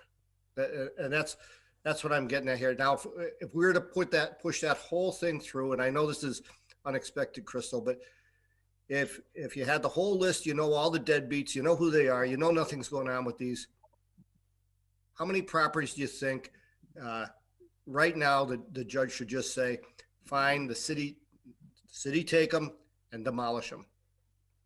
How many would you put on the list? What would you throw a dollar figure at it? I mean, a dollar figure? I don't know. Cause I mean, I don't have how many the knowledge there of, properties. Yep. I don't know. It's up there. Well, it's safe to say it's a dozen, 20 properties, a dozen Oh, properties. we're talking way more than that. I mean, look down High Street and Race Street and Main Street. I mean, the list goes on but you know, you look at the big landlords, but what you're not looking at is these single family homes where people are living in their own doing. And we're finding those, and those I think are the more shocking problems, not the landlord who, you know, We lost you, Crystal.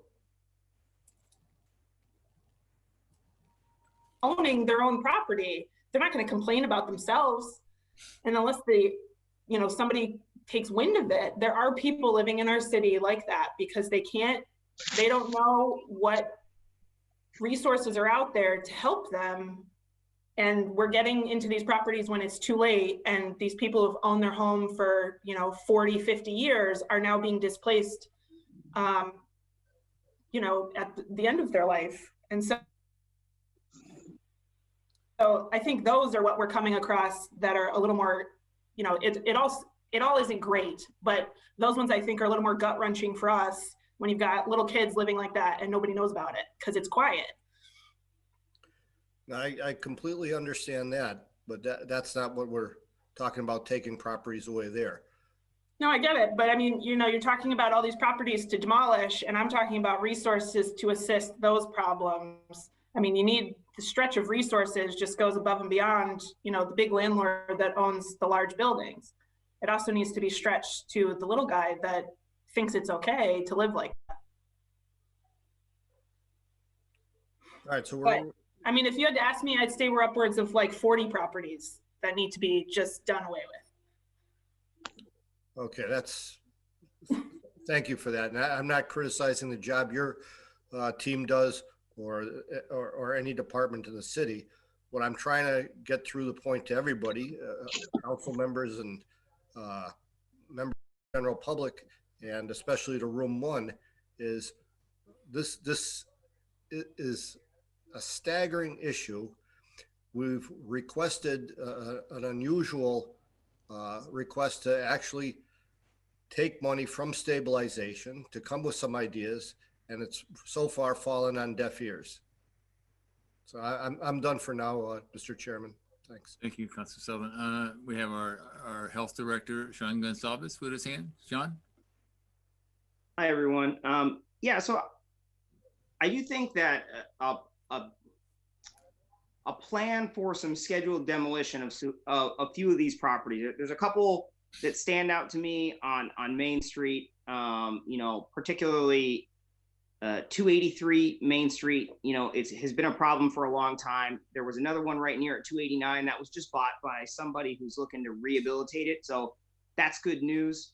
But with some of these properties, one of the issues is once they're down, the problem isn't sufficiently dealt with. So what we run into is we get them down and then we end up with a vacant lot that we don't always have a purpose for. And then the vacant lot, even though it doesn't have the immediacy of danger that a partially collapsed or dilapidated building, I just think that when we're talking about knocking these buildings down, I think the other half of that plan needs to be some sort of implementation for a rapid disposal of those properties. So where 283 and 289 are on Main Street, they're like gap teeth almost. They're next to each other, and then there are vacant lots on either side. And those are both city-owned lots, and they're constantly covered in trash and debris. And the DPW has to expend resources or use money from the revolving fund to clean it up. And so I'm in favor of what Councilor Sullivan is mentioning in targeting some of these buildings, but I think that the back half of that plan needs to be some really organized, plan to building is gone, divest itself of that property. And that can be challenging because a lot of people don't want these skinny little lots or these odd shaped or oddly placed lots where it's challenging to build. And then we end up holding them, and then they, instead of being a risk, it's just bleeding us constantly of time and resources to keep them clear. And so, we took down a building over by the housing authority property on the corner of Cabot, and I'm super happy that that building is gone. It needed to come down. It was dangerous, but now, we have to put a lot of time and effort in to try to market that to the housing authority or finding someone else to purchase it. We took down that the old salon that's on High Street, and again, that was a long time kind of blight and an eyesore. But then, what are we going to do with that lot now? Is it going to be sold? Because otherwise, we're mowing it and we're cleaning up the trash or whatever people dump or park cars there eternally. And so I just don't want that to be overlooked, because that leads to some of the same issues that we've discussed at the vacant buildings. It's just on a different scale. Thank you, Sean. So just if there's anyone else, if your hand's up, I'm not seeing it, but if you do, just kind of chime in, just let me know you want to talk and I'll recognize you. Just a couple of points here I would like to make. I mean, I've been an advocate for some of these places where I just know demolition is going to be the final action, one way or the other. And I think those are the areas that I want to go. But I also agree with what Sean just said, and I think it makes sense. One of the things we need to do, and maybe this is a place where the state delegation can help us in terms of renewing some of our older neighborhoods, is to provide some kind of startup monies that we can have to basically subsidize whatever is going to go there to some extent, start with, not subsidize it for years, but subsidize the initial investment, so it makes it more affordable, enticing for someone to come in and invest, whether it be homes, whether it be business or anything else. One other point, and I would like to hear from chiefs if this is possible, just regarding the properties that we started with in terms of Elm and Appleton and West Street and South Bridge Street and Essex Street. Have the numbers of calls for police and fire gone down in the last year? Have they stayed the same? Are they still, or are the buildings taking over in terms of response? I think most of those properties are still a challenge for us. Certainly the Elm and Essex, Elm and Appleton area, there's still a challenge for us. It fluctuates. We put some pressure on them. It slows down for a day to a week, but it moves over. It's displacement.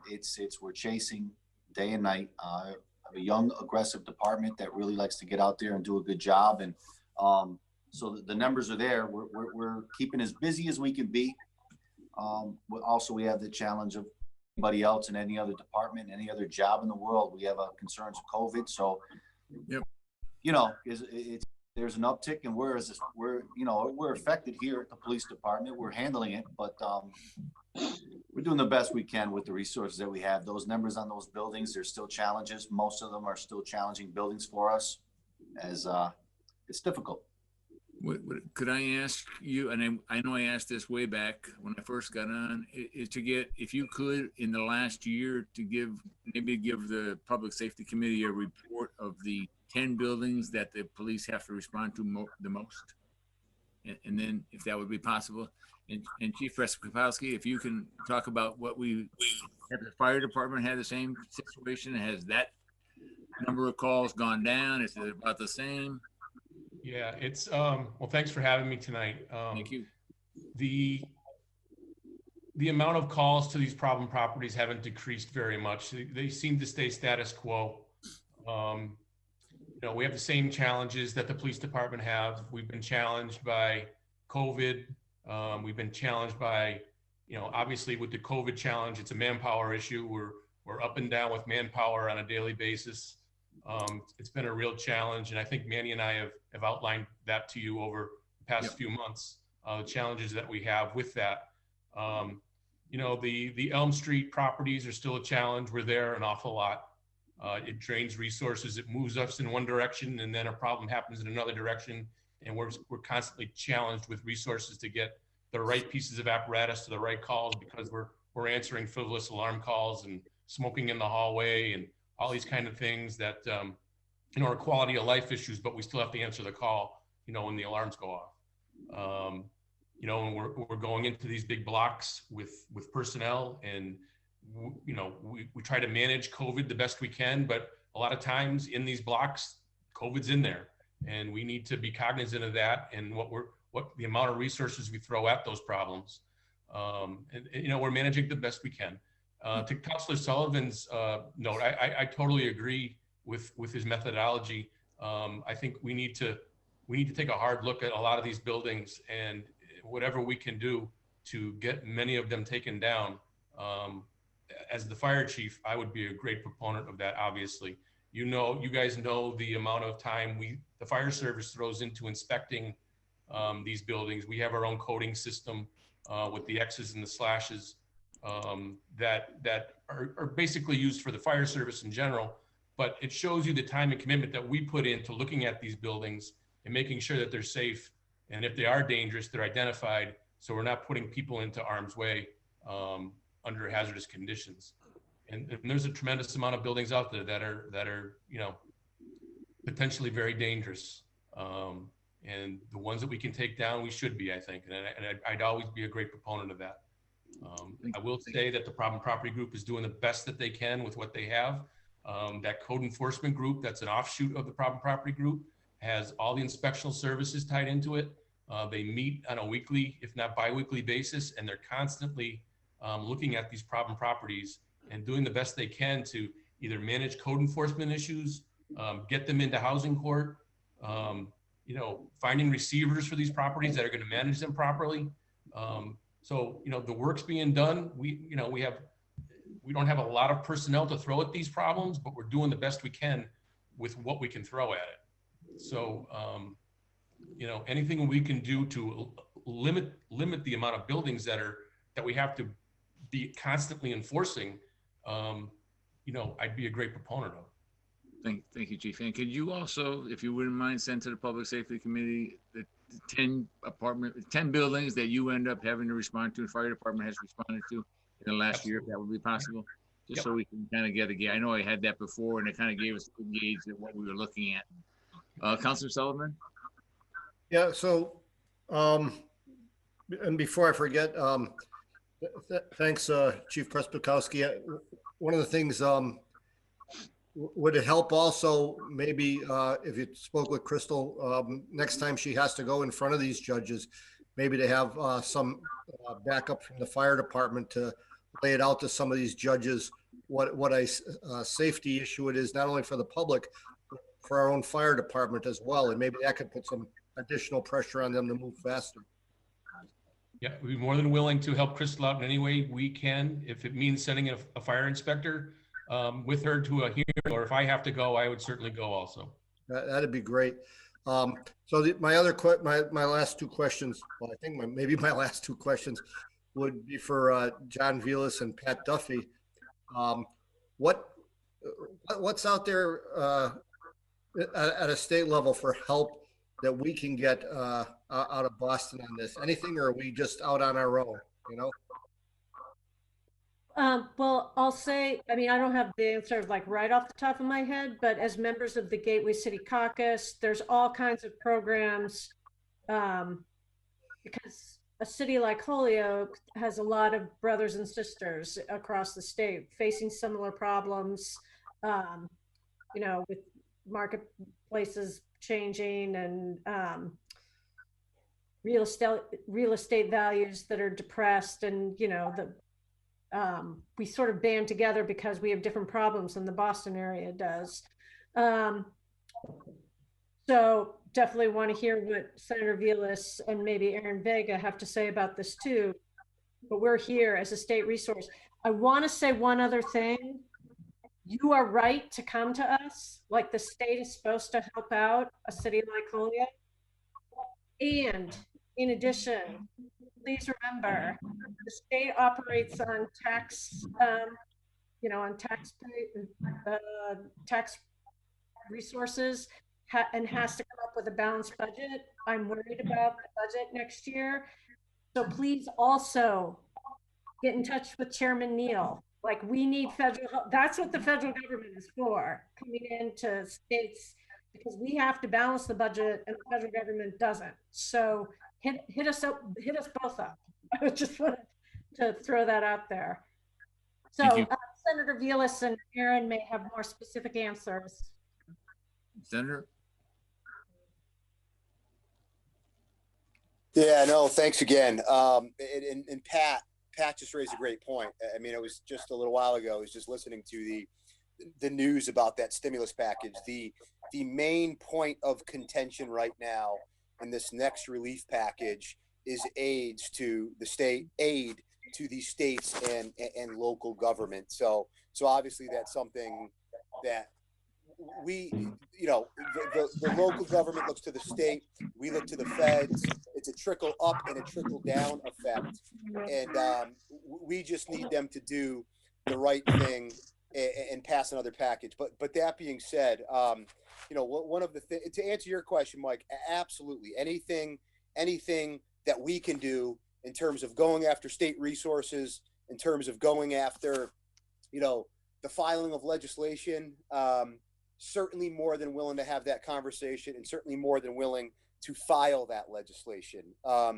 In being invited to this meeting tonight, one of the things was, kind of this lack of the landlord oversight. And one of the things that I was going to do, and Mike, I'm going to kind of get back to your question, but I just want to get this in while I have the floor, if you will, it was brought to my attention about, what's the local government doing? So I guess in this instance, what is Holyoke doing? And I really hats off to Crystal for giving such a phenomenal background, because she answered many of my questions. But I guess I would just be remiss if I had a lot of my staff doing some research today on what other communities have done, because in terms of enforcement, the state sanitary code, good, but not great for a lot of situations like this.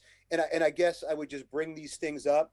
And if you've already heard them, I apologize for wasting your time. But, places like Quincy, we pulled up, and then Boston, and then I want to say Somerville, but they had a lot of really interesting things. And I wanted to pick up communities that were, obviously every community is different, but communities that were a little more analogous to these circumstances that Holyoke might be confronted with, and a lot of the issues we talked about in the previous segment.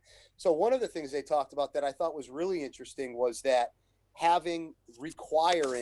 Quincy has required that an absentee landlord, has to have somebody that lives within 45 miles, a personal representative that lives within 45 miles of the property in question. Boston has been dealing with kind of these repeat offenders, and I'm looking down at the brief that my office did for me. But Boston, for example, has created a chronic offender database for some of these landlords, where they continue to have all of these issues over and over again. And I don't know, maybe it's some type of public shaming, if you will, to get them to kind of to get their act together again. And I think a lot of this is, I want to have a follow-up conversation with Crystal. I want to have a follow-up conversation with any members of the council that would actually like to recommend legislation to file, because I'd be more than willing to have that conversation about filing things. And then I guess I would just point to, and again, this is all this preparation, if you will, was done with, one of the topics when the council reached out about absentee landlords. We have a bill right now, House Bill 3880, and it's an act relative to problem properties and absentee landlords. And it essentially kind of does the same thing that some of these communities have done that I just references. And it's creating databases of these problematic landlords, just so folks know who they are, and hopefully getting them to do something about it. And that bill right now is currently in the Rules Committee. So, Mike, getting back to what you said, whether it's grant money for things like cameras, or it's just kind of more big picture funds that are out there, I would really love to have the conversation. We'll call it like a deep dive conversation. Maybe it's meeting with you one-on-one, or meeting with anybody that wants to meet for a cup of coffee, and really kind of give me the roadmap for the funds that folks think Holyoke needs. And again, to what Pat said, any of the caucuses that exist, anything that's out there in terms of the federal resources. But I know we're talking about the state. We are the state delegation. So really looking forward to continuing this conversation. And hopefully when I say continue it, I don't mean, 2 months from now. I mean, let's meet for a cup of coffee next week to talk about kind of going pen to paper on this stuff. Well, I thank you for that, John. And I'll tell you right now, my schedule is wide open. You can schedule that cup of coffee anytime you want, and I'll be there. So sounds good. I really long overdue and looking forward to it. Okay. Chair. Wait, oh, go ahead. No, I got Representative Vega. You can go first. I'll wait. Okay. Thanks, Mr. Chairman. Thanks, Todd. And yeah, and Mike and I have already met for a couple coffees, so it's great. So a couple quick things. Got some good information on the problem properties. I think that group, I'm looking forward to working with that group in the new role and sort of expanding it and seeing what energy I can bring. So to the two chiefs and Crystal and everyone who's already on that, I think that's going to be really important. Senator Vilas, thank you for bringing up that bill. Thank you for having the number of the bill. Well done. I was going to bring that up. I do know that we did get a letter of support from the Planning and Economic Office on that bill. And, perhaps, again, this is something that we just all need to work on is, more communication. We should have brought the city council in on that bill to write a letter and come up and testify. I know Mike and others have come and testified on bills. So there's that. But I think about this topic, right, for just a moment to step back in time. I do want to look forward, but, Joe and Peter, and Todd, you had this topic come up a bunch of times. Linda and I came on the council at the same time this topic was talked about. And to Pat's point, we're not alone in this. And that doesn't necessarily make it any easier, right? These are the same issues that other gateway cities are having. We can look over at Chicopee and say, oh, they're getting more businesses coming in, but they're having a lot of the same issues. Westfield, as John knows, has a lot of, so this isn't just totally unique.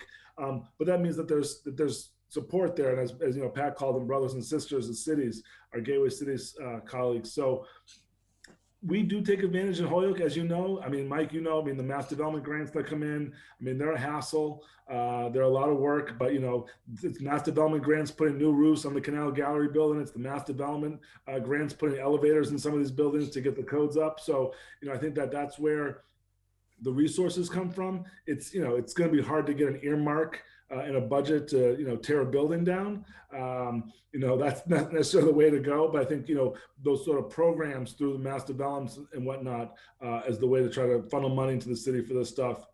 And then I think too, Joe, about Joe, you and I talked for a long time and still talk about there should be a 3-tiered tax system where some of these landlords that have multiple tenants, over 30, 40 tenants, units, and they're paying the property tax value, not the commercial tax value. There's an issue there. You think that could be a fund that could directly be used to better neighborhood problems and have some funds there, because that becomes the issue. So definitely looking forward to seeing what we can do on this topic.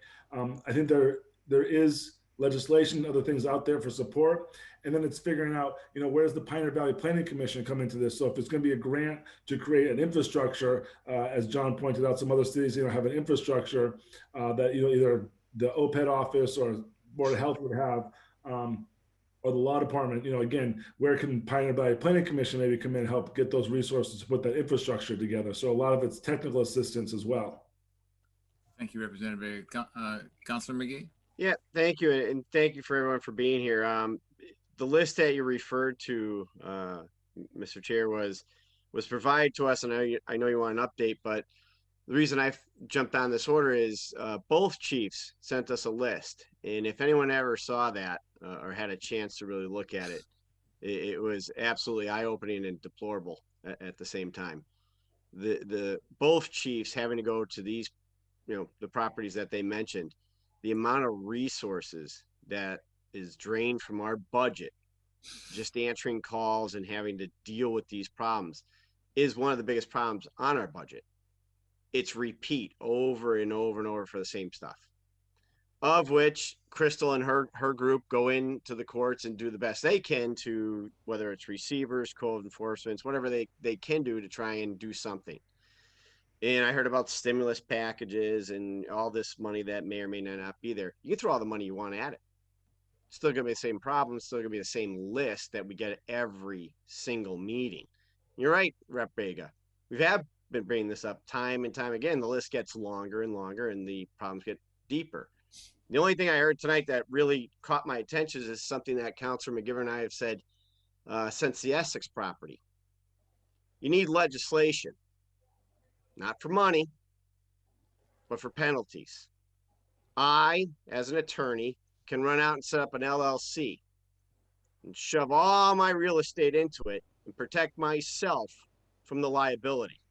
Take my deductions as a tax attorney and run from that property and strip it and run away. And what have I left the city of Holyoke? A piece of property that's worth nothing, that's falling down, that I'll patch and do whatever I want with it until ultimately I could just run from it. And all I'll do is just say, take it, city, and tear it down. I'm gone. My liability's gone. I might even file bankruptcy to get out of my liability. What legislation do I need? Shut down the LLC. How much can we keep going to drain the resources, not in Holyoke, but Chicopee and everywhere else, because someone can hide under a limited liability company or a corporation to shield that creditor protection? That's the legislation I'm looking for. That's what I want. You can take all the money you want. You can go to Congressman Neal and say, give me $1 billion. It won't solve the problem. It's not his problem. It's the laws surrounding the property. So to me, one is stripping the LLC. If you're a repeat offender, yeah, House Bill 3880 sets up a database. You can shame them in the press and billboards. That's great. Give me the database. How many times are you a repeat offender? 20 times. Well, 3881, if that, file that legislation that now says you've been here 20 times, we strip your title. Your LLC is gone. Now we can go after you personally. That's what people don't want to file, because as attorneys, we'll attack it day in and day out. But that really would wake people up to say, I better put some money back in my property. I better keep it in shape in order to deal with the problems. Now you're not draining city resources anymore. Now you're not running down to DC trying to get something. You're actually dealing with the problem. So I'd love to have a coffee with you. Heck, I'll pay for it. I know Mike Sullivan didn't pay for his coffee. Just kidding. But I'll sit down with you. But that's what you I know it's going to be almost impossible to give that type of legislation, but you got to get something similar to it to really crack down on these people who don't even live here. They don't live here. That Essex house, I brought up where they live, where their property is. They're nowhere near us. In their houses, I even gave you a picture of their houses. They're worth over $1 million. And then the building fell down on us. And we're still in court trying to deal with that liability. They walked away laughing at us. That's the legislation you need. That's what you have to file. Something, I can't give you the total details to it, but I'd be more than happy to sit down and start the drafting of it. That's what you need. Just my point of view. Can I just, no, I think that I don't want to, Councilor Murphy, can I ask a question in response to that? Sure. So, Councilor, is the idea behind that, and I'm having bad memories right now of my corporations class in law school. Is the thought process that it's kind of going back to piercing the corporate veil, if you will, is the thought process that because of their previous bad acts, if you will, or their previous negligence in the way they've gone about their affairs, what would lead to them losing the protection of the LLC? Well, yeah, you have to file and pierce the corporate veil. I brought that up in a meeting. Actually, I think someone started to chuckle saying, I haven't heard that since day one of law school. But yeah, in essence, if you're suing someone to pierce the veil, saying you don't have creditor protection, we're going to pierce it and go through and go after you anyways. Yeah, that's a court proceeding in order to achieve that goal. It's very hard. I'm saying legislation says, I don't even have to go to court. The legislature stepped in on behalf of the cities and the towns, saying that if you're going to try and abuse the LLC as an example status, then here's now another set of laws that kind of acts like a, piercing the corporate veil. It just says you're so negligent that the law is going to step in on behalf of the cities and towns. And if you can set up the database under 3880, that might be a way to help. if the legal departments in the city can say, well, they've been here 15 times, they've achieved nothing, and the court's ready, it goes into receivership, that's a way to pierce the corporate veil. I mean, that's kind of the way we're trying to get into it.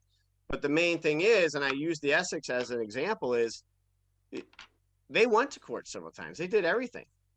They stripped the building of its steel and everything else. That's why, I mean, deplorable what they did to that building. But how long did we have to go to court? How many years? How many grants or whatever else we had to run to try and do it? That to me is not achieving a goal. It's just throwing money at a problem that'll never fix it until a building comes down. And then now you have a vacant lot, which then goes to Sean's whole point. Now what do we do with the lot? Yeah. That's a separate issue. The first issue is take the landlord. I mean, look at the list that both chiefs gave us the first time we asked for it. It's not a one pager. It's many. And you're talking about a budget coming up, and we haven't even balanced our budget. Take all the money that was stripped out of that, just answering to those properties alone. Could you possibly balance our budget just because of that nonsense? Take a look at it. So me, finding a way at the state side or wherever else we have to go to try and shut down these people who look to use the laws to their favor. I understand. I'm a lawyer. I get LLCs, S corporations, C corporations. They're designed for creditor protection. I get, I went to school for it. There's got to be a point in time where we say you don't get those rights anymore. I don't know how to achieve that. We have to draft the legislation. It has to go through the system to get there. But that's one way to ultimately stop this nonsense. No, it's good stuff. That's 2 cups of coffee. It's an espresso. Thank you, Mr. Chair. I think we have to wrap this up. I just want to say, and maybe add a little theme to this, because what's happened in the last 10 minutes has been an incredible conversation, and maybe we got to focus on something that we just heard, but think of it a little bit different. First of all, just a quick story, and Aaron pointed out that the property we tax residential, but it's not, other than the fact that people are living there, they're corporations, they're commercial people. Main Street building, not too long ago, building fell down. The building fell down on a business next door, and one of the people that I think was actually the owner of the business was killed. The LLC that the building was in was under the name, the daughter of her father had put her name on the LLC and never told her she was the head of the corporation. I mean, that's what we're dealing with, when it comes to the courts.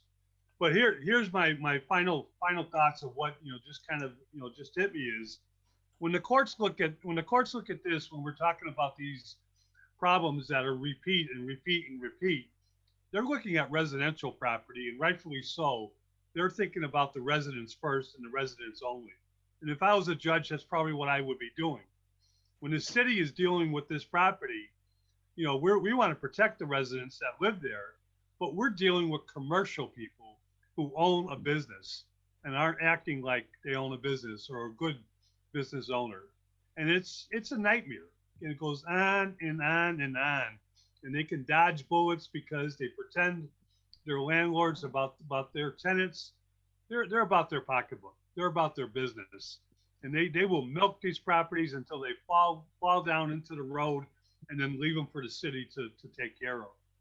And we've talked about this for years, and I know we don't have enough votes down in Boston because Boston would never think of letting us tax this type of residential. We call it 5 apartments and above as commercial property, because if we did that, it would help solve our budget issues, but it also would send a message to the people who own these properties, that you don't live there, you're treating it as a business, now act like a business person. And I'm going to leave you out one final thought, okay, about this coffee nonsense. When I used to meet with Rep. Kane, we didn't have coffee. Thank you. I think Councilor Bacon, did you try to get recognized, Councilor Bacon? Did I miss you?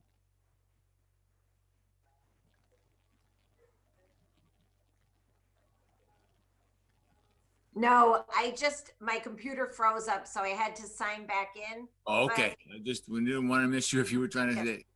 No, but it's been very good discussion, and so I've just been on a listening tour tonight. Thank you. Okay. I'm going to go Councilor Sullivan, Councilor Anderson Burgos, and I'm going to try to wrap this up because we got a lot of other items on the agenda. I think we've probably gone as far as we're going to get here in terms of what we can do. We got a lot of ideas that can be discussed over coffees or some other liquid, whatever that might be. So Councilor Sullivan, then Councilor Anderson Burgos. Yeah, I'll be quick. The question for Senator Vilas again, quick. You mentioned an ordinance that some other town had regarding out of town owners. What town was that? You muted, Senator. Sorry. Are you talking about the one that requires them to have a personal representative within 45 miles? Yeah. Was that Quincy? Quincy. So, I mean, you can actually file an ordinance to require someone that owns a property. That's what I've got a pretty good staff, and that's the brief they prepared for me today. That these are the steps that some of the local communities took at the municipal level, realizing how burdensome and difficult it is to move something in Boston. But I'm going to get thrown off this Zoom if I say cup of coffee again. So what I'll tell you is this: when we sit down next week and chat, I will have a full listing of all the communities that have done things along this path. But I believe it's Quincy, and I just sent a text to my to my chief of staff, but it's Quincy. Thank you. Okay. Yep. And just so nobody loses sight of, I heard a little bit about these problems in other cities and stuff like that, but nowhere in Westfield, nowhere in Chicopee, nowhere around do I see sections like I see in Holyoke. And I can only compare it to this in my parting to, it looks like Dresden at the end of World War II. They're just bombed out buildings, all right? And you don't see that a lot around these other communities. Councilor Anderson Burgos? Yes, first of all, I just wanted to be acknowledged that I've been on the meeting. Secondly, there's a reason why my video is off. I'm not feeling too well. And I was hoping if you're generous, if you don't mind taking up line item next. I'm sorry, I don't mean to be a nuisance. I really don't feel well. Let us go and deal with this, and then I'll try to have the committee go to your order next, if that's possible. It won't take long, so. Thank you. I would entertain a motion that the item 3 has been complied with. A motion that's been complied with. Second. And thank you to everyone for being here for this. I appreciate it. And it was a very good discussion. And obviously there's ideas that we have that we need to explore, and maybe we can find some other ways. All in favor of the motion? It's been complied with? Aye. Aye. Aye. Thank you. And I'm always happy to move for a bourbon or a whiskey. And That's an Irish coffee. Irish. Hope you like state rep King. Thank you very much, all of our state delegation. Thank you all. Thank you very much. I would entertain a motion to suspend the rules again and go to item 8. Motion to go out of order to item 8. Second. All in favor? Aye. Chair, can I just ask for the count on the vote in that last motion? 3-0. I heard 4 voices. Yeah, well, Libby's contributing, but she can't be counted. She makes great contributions. Yes, she does. Oh my gosh, I've been voting the whole night. It's okay. Oh, I'm so sorry. Okay. No, you're fine. I thought I was part of this. So item 8, since we got a lot of so we go here, I'm going to keep us moving. Mr. Chair, I want to say real quick though, we have 11 city councilors here for this discussion, and I think it's wonderful.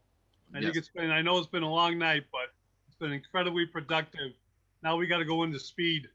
Speed Well, talk. let's keep, so order, it's by Anderson Burgos, ordered a study be done at the intersection of West Franklin and Linden Street to see what can be done to improve safety. It is a dangerous intersection where multiple accidents have occurred on many occasions. And Councilor Anderson Burgos, did you get the communication from Mike McManus? I did, and I read through it, and I feel that he may be right. I mean, he said that a traffic study was conducted.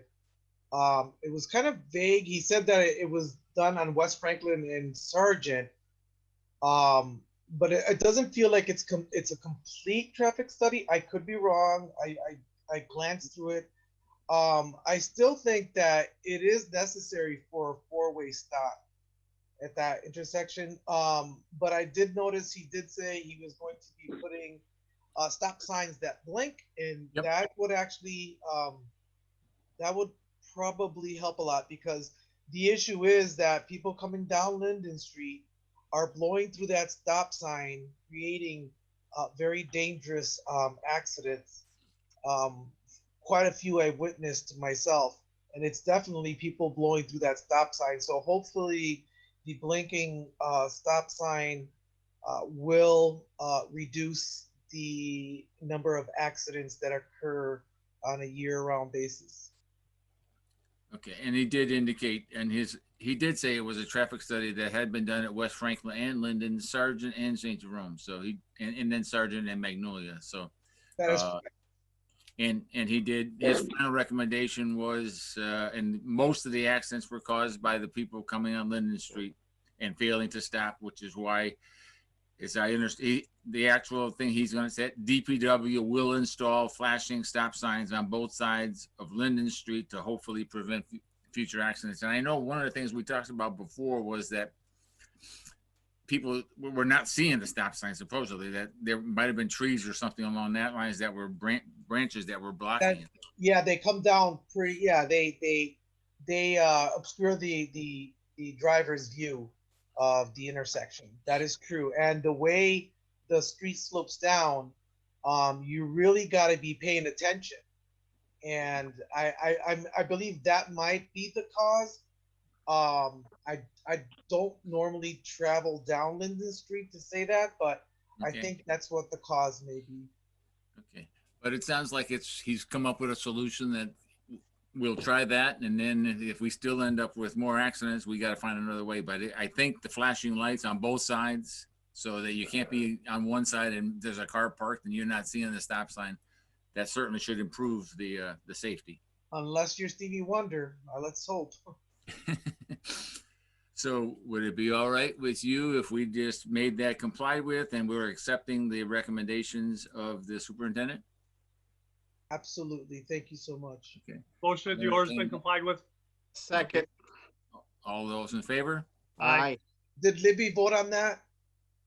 No, she's not. She's not voting for your things. I'm just kidding. Vote on that one. Juan, go take care of yourself. Go get yourself taken care of. Thank you so much. All right. God bless you guys. Take Good care. night. Okay, going back to item, back in regular order to item 2, if we can. Order that the public safety invite in Aumani Harris from Boston Medical Healing Community Study Coalition in order to have a discussion about Naloxboxes as well as a way of reducing fatal opioid overdoses. Motion to take off the table for discussion. All in favor? Second. Aye. So I invited the chief. We tried to get Aumani Harris, but Jeffrey could not. We got a reply, but she couldn't make, he or she, I'm not sure which one, could not make it. And then, so we also invited the chief and Sean Gonzalez. And I know the community policing opioid task force, I met with them about 2 weeks ago, chief, and they told me how many overdose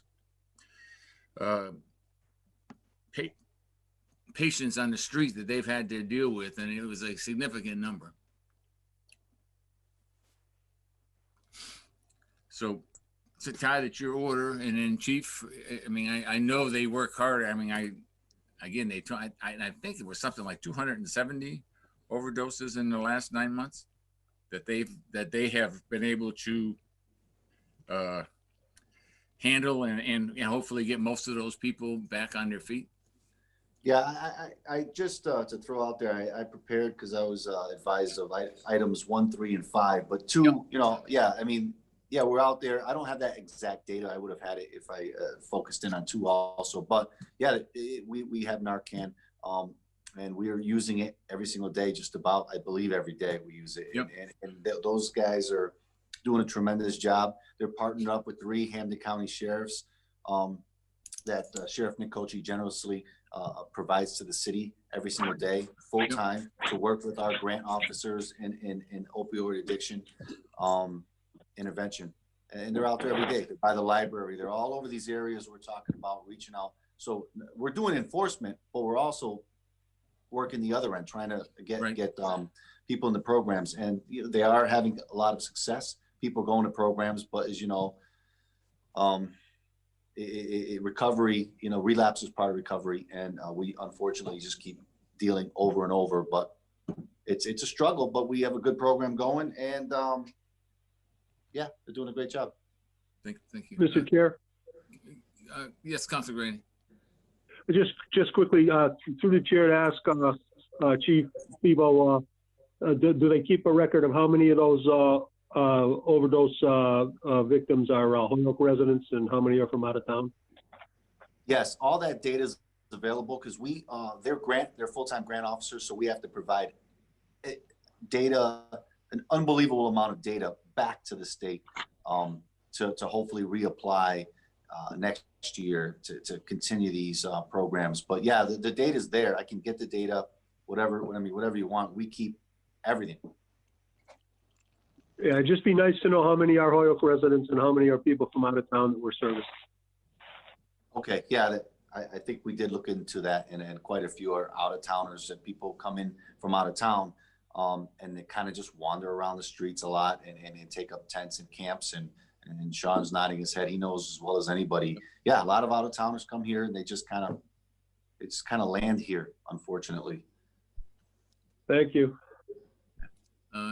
Sean Gonzalez.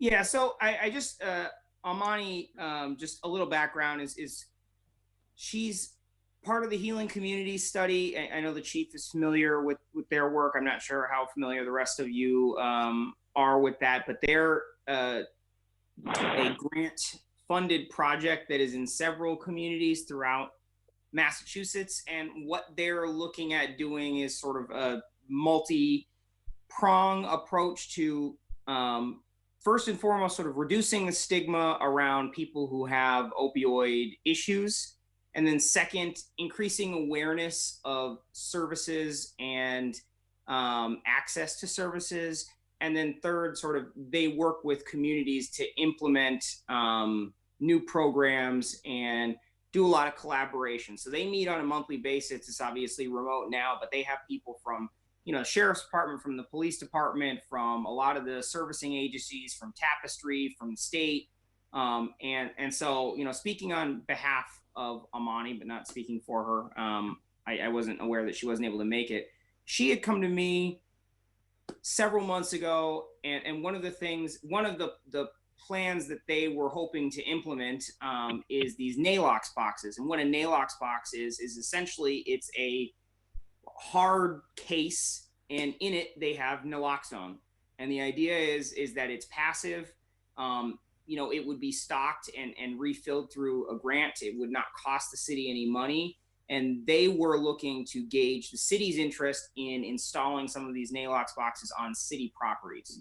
And, you know, that would have to come through council. So I recommended she come speak to you, but she was talking about maybe using there are some old like alarm call boxes that are around, or installing them in some other areas in occupied city buildings. And, you know, I for one can attest, you know, last winter, gentleman was in the courtyard area between City Hall and the Annex, and he was found by Crystal motionless on the ground. And Debbie and I ran out there. This is right at the beginning of COVID, probably February, early March. And the guy's laying on the ground. It's freezing outside. He's turning blue. And, thankfully the courthouse had some Nalox to administer before the police and the ambulance. I mean, it was only maybe 3 or 4 minutes before, the first responders got there. But those 3 or 4 minutes, if you're not breathing, is an awfully long time. And so, security at the courthouse was able to run over and administer naloxone, but maybe the nurse wasn't there. Maybe it was an hour later in the day and, there isn't, security at the courthouse. If those boxes were there, somebody could have administered Nalox even if they weren't carrying it. And the idea is that it increases the likelihood of being able to respond and save a life in, area that struggles with the opioid crisis. And so that's the idea. And I think that Aumani would have a little bit more information. I know Northampton has implemented these. I know several other towns like Cambridge in Massachusetts have them.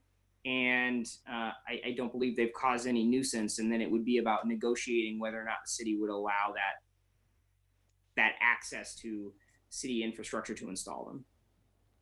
Okay. Councilor McGee, it's your Yep. order. Yep. So thank you very much. And I thank the chief and Sean for speaking. I was contacted by Aumani to see if we would have any interest in this. And I read through her information, kind of what Sean just pointed out. And I said, I will absolutely file an order to bring you in to get more details and really go through this. And Sean gave kind of the details that I kind of knew about, but I want to see if she had anything more about the grants and everything else. So the concept is a solid concept in the sense of putting resources somewhere to deal with what Sean had to deal with. As one example, on a February morning out in an alleyway, if they didn't have it, unfortunately, we would have lost someone. And police, fire, and everyone else can't be there within seconds all the time. It's virtually impossible. So here's another way of trying to help deal with this crisis as well as provide a resource that, as the way her email was, is not a cost to the city.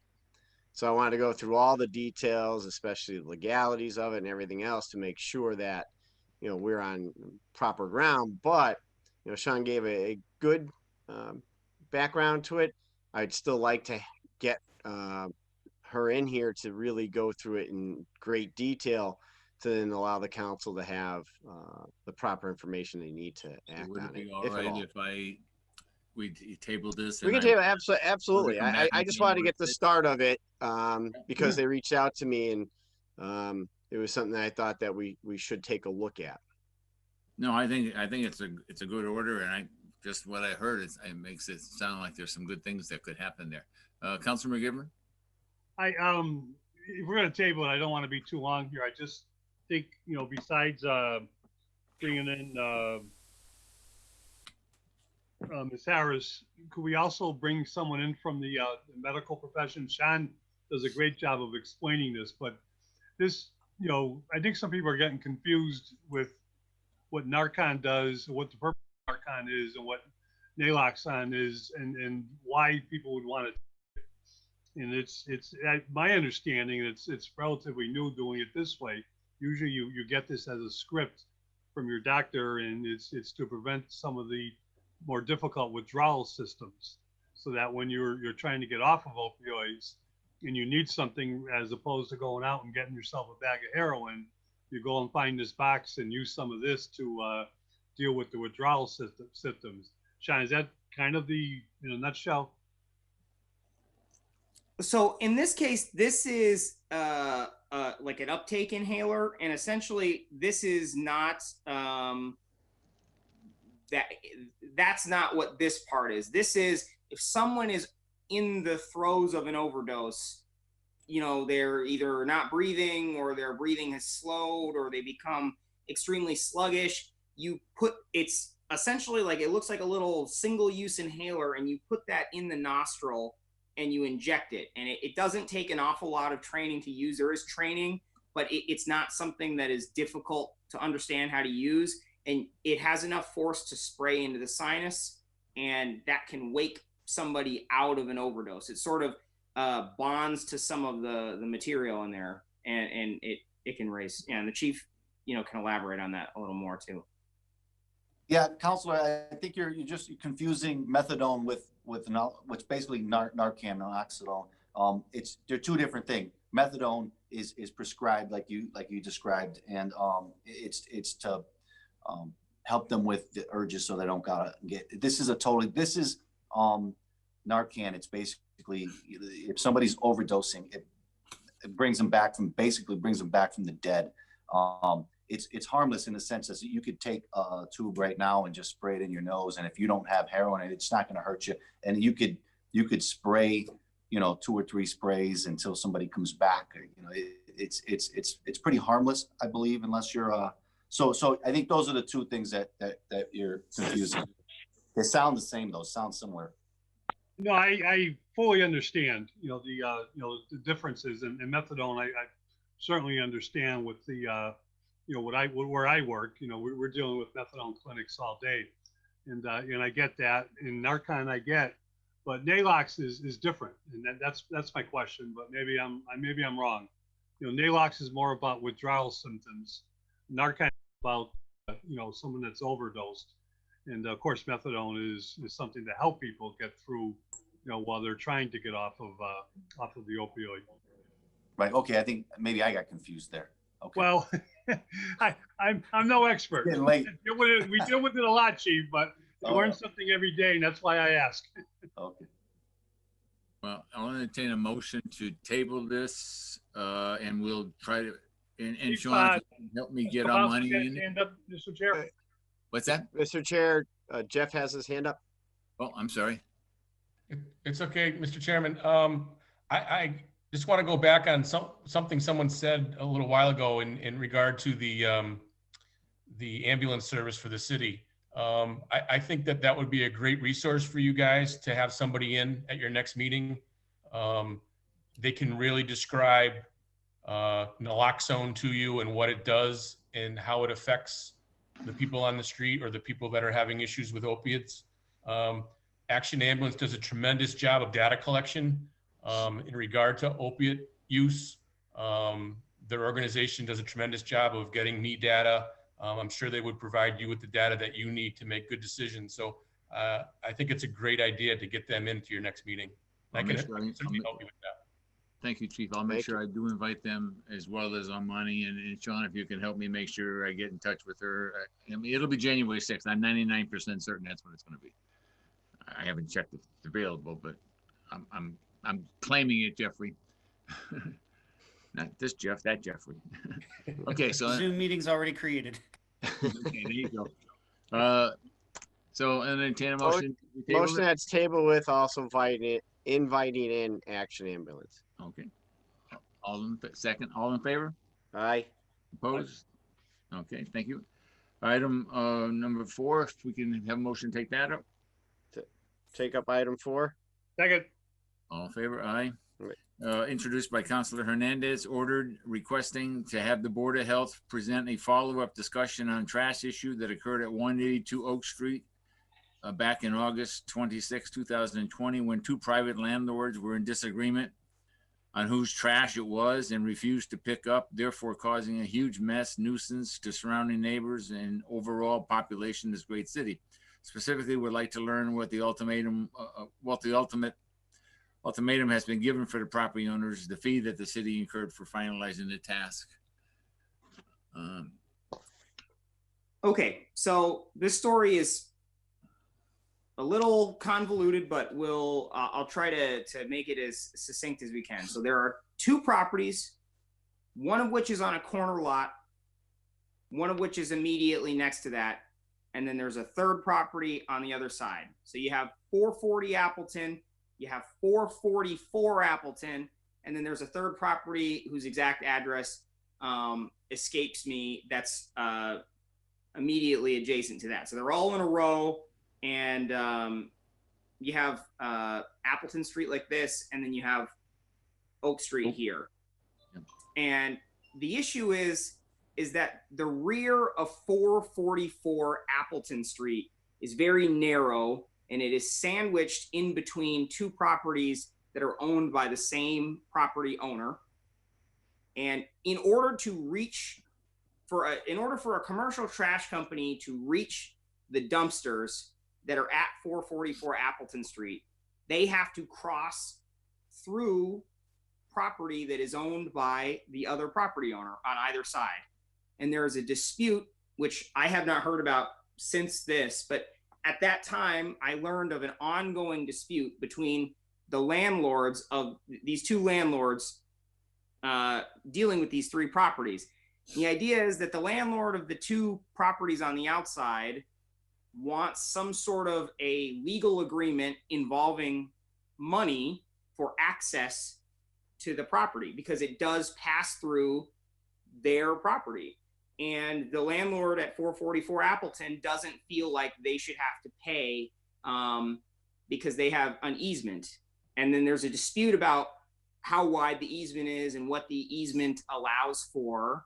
And so we got this complaint initially, and we don't get into easement disputes at the Board of Health. That's a little outside of my scope.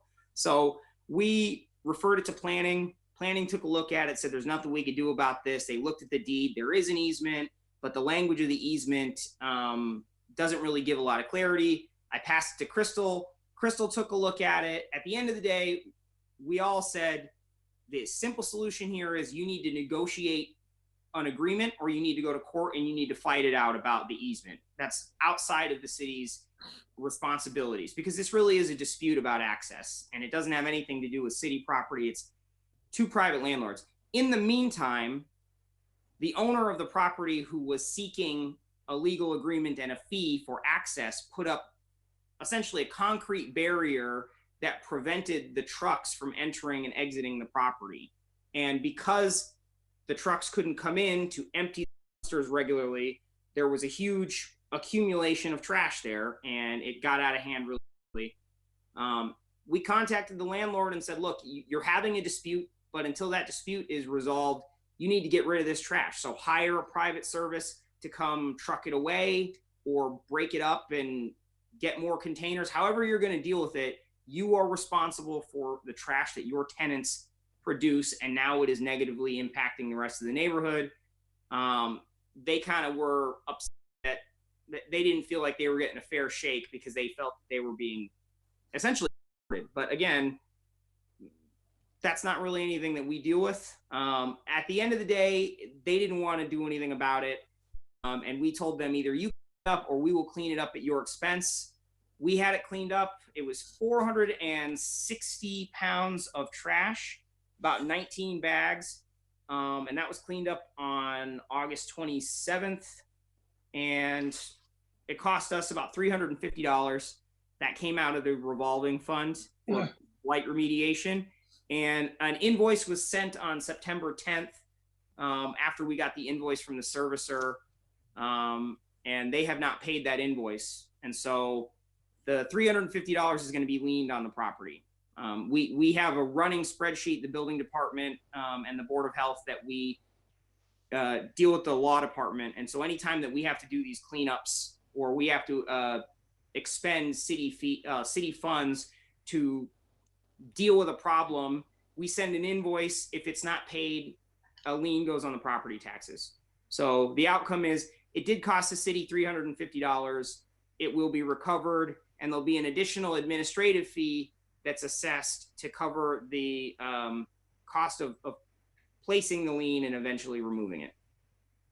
Okay. I think it's about $150, maybe a little bit more than that at this point. Thank you, Sean. Councilor Hernandez, any questions on that, or are you all set? Or I don't see Councilor Hernandez. Okay. Make a motion, yours been complied with? Okay. I'm just, Council Murphy. Yes, Linda. Councilor Bacon. I'm just curious what's happening now. Is the concrete still there? I believe they've come to some sort of arrangement, because I have not heard from, they were very vocal right up until this happened, and then suddenly it got quiet. So I have to hash something out. Yeah. Okay. That's good, I guess. Councilor McGivern, you had a motion? Make a motion, yours complied with? Second. Thank you, John. All in favor? Aye. Opposed? Okay. Item number, make a motion to take up item 5. Take up item 5. Second. Okay, introduced by Councilor LeBron Martinez and former Councilor Valentin. Ordered that our current illegal dumping ordinances be reviewed to determine ways in which the city can enforce them with more success. In addition, that the possibility of installing video cameras in alley hotspots is explored as a way to curb illegal dumping. And so, Thank you, Councilor Chair. LeBron Hernandez. Yeah, LeBron Martinez. Sorry. Thank you for taking this. Thank you for taking this order up. This goes back to, I think, sometime back in 2017, right? Yep. It is so long ago that I couldn't even recall, but I started remembering that there was some serious complaints from residents and even as far as the individuals back in the roadhouses on the flats by Center Street. Yeah. Where I guess even at one point I never saw it, but I've heard that even someone came over to that side of Holyoke and dumped a boat here and left it. That's how serious I guess the dumping, it's been happening. But with that said, yeah, it's about the legal dumping in the alleyways, especially when the spring and I guess it happens more like at night. I even live right in back of the Holyoke Public Library. And I tell you that it hasn't happened as often because I think they know there's a camera. But before, when I probably filed that and before they did the work here, I even had to get rid of myself or people dumping washers, mattress, at one point, couch, a love seat, couch, TVs that have been busted, you name it, it will be left in that alleyway. So anyways, that is an order that goes back because we even did a cleanup in the neighborhood on the areas of the alleyways that they were complaining about. But I mean, I gotta be honest with you, I don't think that's my role to be cleaning in alleyways when people, and I just want us to relook at this ordinance and see what can be done. I know that other orders came about from that was to give tenants, not only homeowners, the privilege to be able to bring anything that they want to get rid of down to the DPW. So I wonder if that has made any efforts. At least in my alleyway, I haven't seen any trash that bad. So I don't know if it's gotten better, but that's a very old order. Yeah, but I can tell you, it's also a timely order in this way. I just got it, and Nueva Esperanza and I were working, and I will thank the DPW because someone came to in the alley behind Nueva Esperanza and toilet seats, bookcase, all kinds of things, and they basically broke their trash thing as well, their trash container compactor. So it is still a problem, and it's a problem.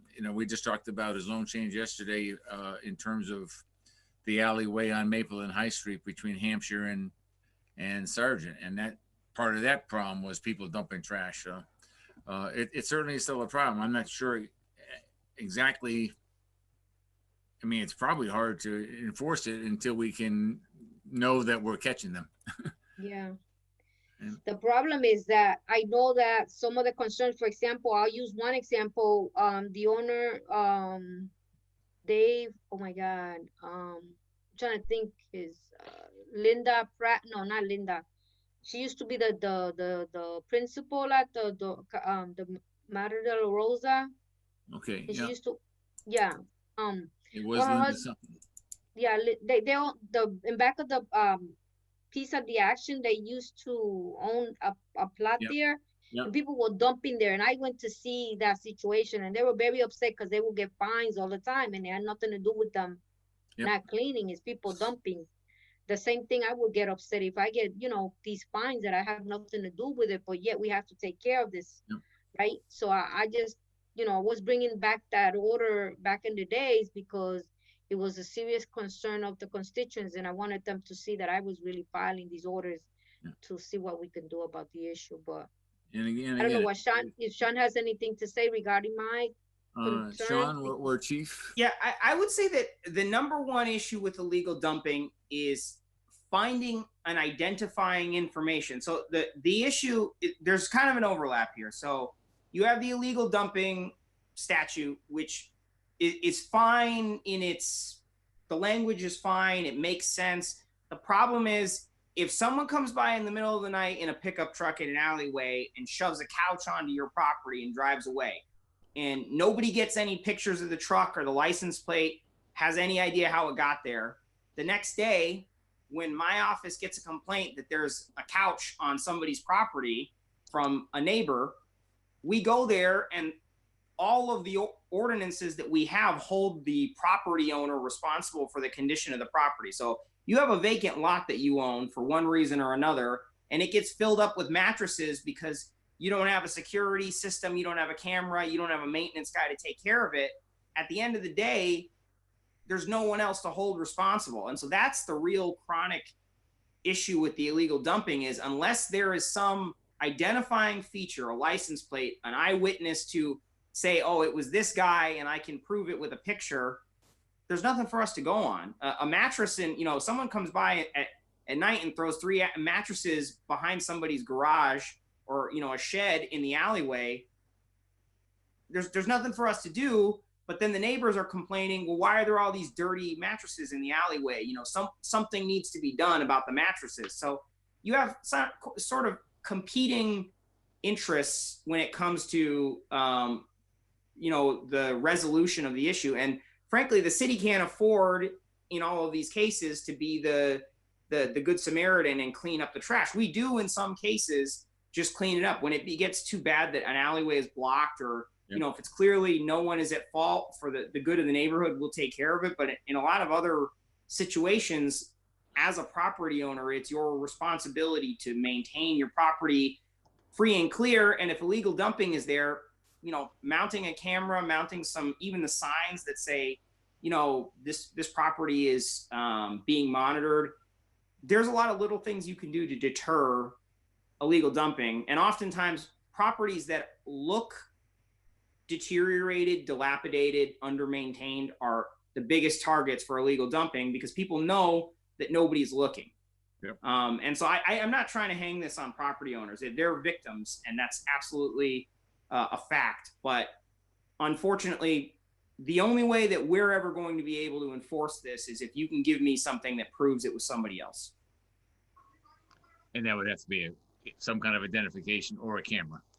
Yeah, we'd have to go in front of the judge. I mean, you'd have to go to housing court and say, this person, John Doe, John Smith, here's his license plate at this hour. Here's him, shoving a couch out of a pickup truck. If I don't have that, even if somebody says, oh, here's a bag of mail or a bag of trash with your name in it, oftentimes that's not enough. And to be really honest with you, if it's a couple bags of trash on your property, by the time the city does all of the work to get that to court, you're talking about a net loss at this point. Judge isn't going to levy $1,000 fine against somebody for throwing a couple of bags of household trash in an alleyway. And, at the end of the day, sometimes pursuing these is more expensive than just cleaning it up. When you have, an attorney making motions, you have a police officer, you have an inspector, you spend all these hours, it ends up just tracking into the red for the city. Thank you, Sean. Chief, would you like to comment before I turn to Councilor McGivern? Actually, Sean said it perfectly. Okay. I can't say any better. He had every point that he did a good job. Okay, thank you.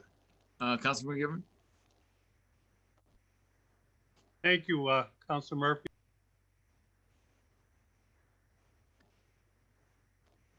I'm losing you, Joe. Hang on.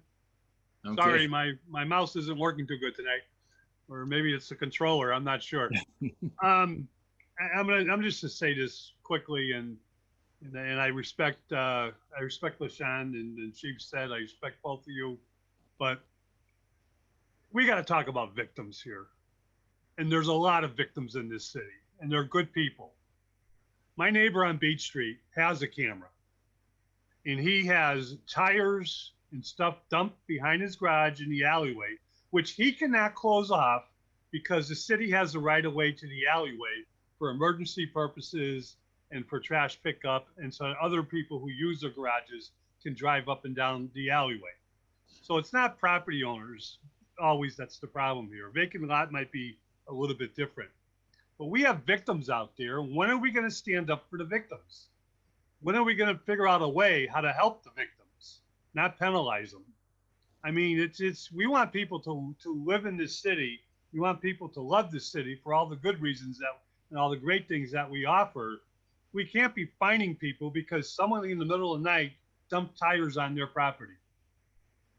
I mean, that makes no sense to me whatsoever. And then I understand, Sean, you got to prove it, but you don't bring that to housing court. You bring that to the chief of police when you have some proof. And the chief of police has someone make an arrest. That's not housing court. That's criminal activity. And people or victims need to be protected because that's what we are in government. We are supposed to be protecting people, not penalizing them.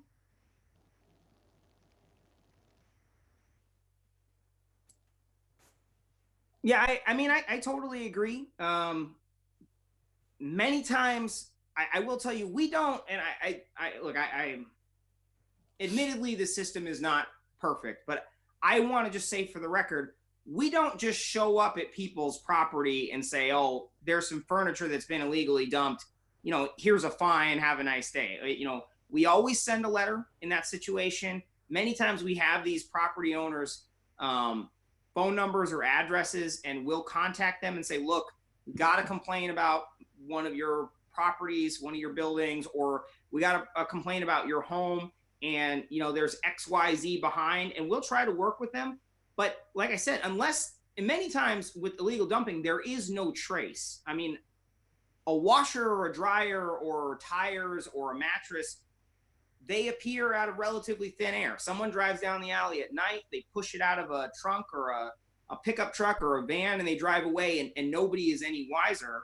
And so unless the city wants to have, and look, I'm willing to discuss it, unless we can have a policy where you can make a claim and the city will remove the trash and we pay for it another way, there's no other remedy for us other than to enforce the ordinances as they're written. And so we could change the ordinances, but as they are written, it says you're responsible for the alley, you're responsible for your yard, you're responsible for the tree belt, all the way up to the edge of the surface of the traffic way. And if there's no one else that can be found to be responsible for that dumping, I don't know what other means to correct that there is right now. Maybe we change the ordinance, or we start like a fund to remove bulk waste, but that's all we have. Yeah. John, who do you go after when it's city property and it's got trash on it? Well, we asked the DPW to clean it up, and if the DPW can't clean it up because they're committed to other projects, we have it cleaned up by a third-party contractor. I mean, but so why do we do it at the taxpayer's expense for city property, but we don't do it for victims in their own property? I don't know how else we would resolve it for city property. I mean, at the end of the day, I can't remove trash. I don't have trash trucks. I don't have trash people. I'm an inspector. I'm not asking you to do that. I'm asking for some compassion for people who have done nothing wrong but get penalized. Can I jump in here? Just to jump in here, there's two different issues here. There's Sean's issue on that side, and what he was speaking about in the first part of it is it's two different issues to have a pile dumped on your property and there's nothing identifying. When there is anything identifying, we do absolutely go criminal. We chase them down. We get plates. Eggy, who works with Sean, Officer Lopez, does a fantastic job with code enforcement, follows up. I know this absolutely for a fact, and we do charge criminally, but it's so rare that we can find something and get to somebody and actually follow it all the way back to a person. But we try, Joe. I don't want to re-victimize anybody. I mean, I understand victimization and re-victimization is as good as you do. You know, it's terrible. So those are two different issues here. on our end, we're trying to assist with the follow-up and legal punishment. But I understand Sean's end too. I'm listening to both sides, and I understand certainly not re-victimizing victims. So I get it all. And they're very valid points on both sides. I mean, obviously, Mr. Chairman. Was that Howie? Yeah. Councilor Graney. Yeah, just quickly, it seems to be a central theme tonight that we do have a lot of people that are being taken advantage of in the city, and I don't know what the solutions are, but you know, with this current thing that we're talking about somebody who gets something dumped on their property, it's a much simpler version of that would be when we have a significant snowfall and the person clears the snow from their sidewalk and the plow comes up, you know, 15 minutes, 20 minutes later and replows the snow back onto the sidewalk. Now, are you going to cite the homeowner for something that he's not responsible for after cleaning after cleaning his sidewalk? So, you know, there's a myriad of things, and I don't know what we can do, but what we need to do is we need to find a common theme of where people who are committing these acts, these crimes, have to pay consequences. And I know the court system seems to turn people back out on the street, but there has to be some kind of a significant consequence for people who are violating the law. And I don't know what that is, and you know, but we need to put our heads together to stop some of this stuff that's going on. Thank you. Yeah, fully agree with you. Fully agree with you, Councilor Graney.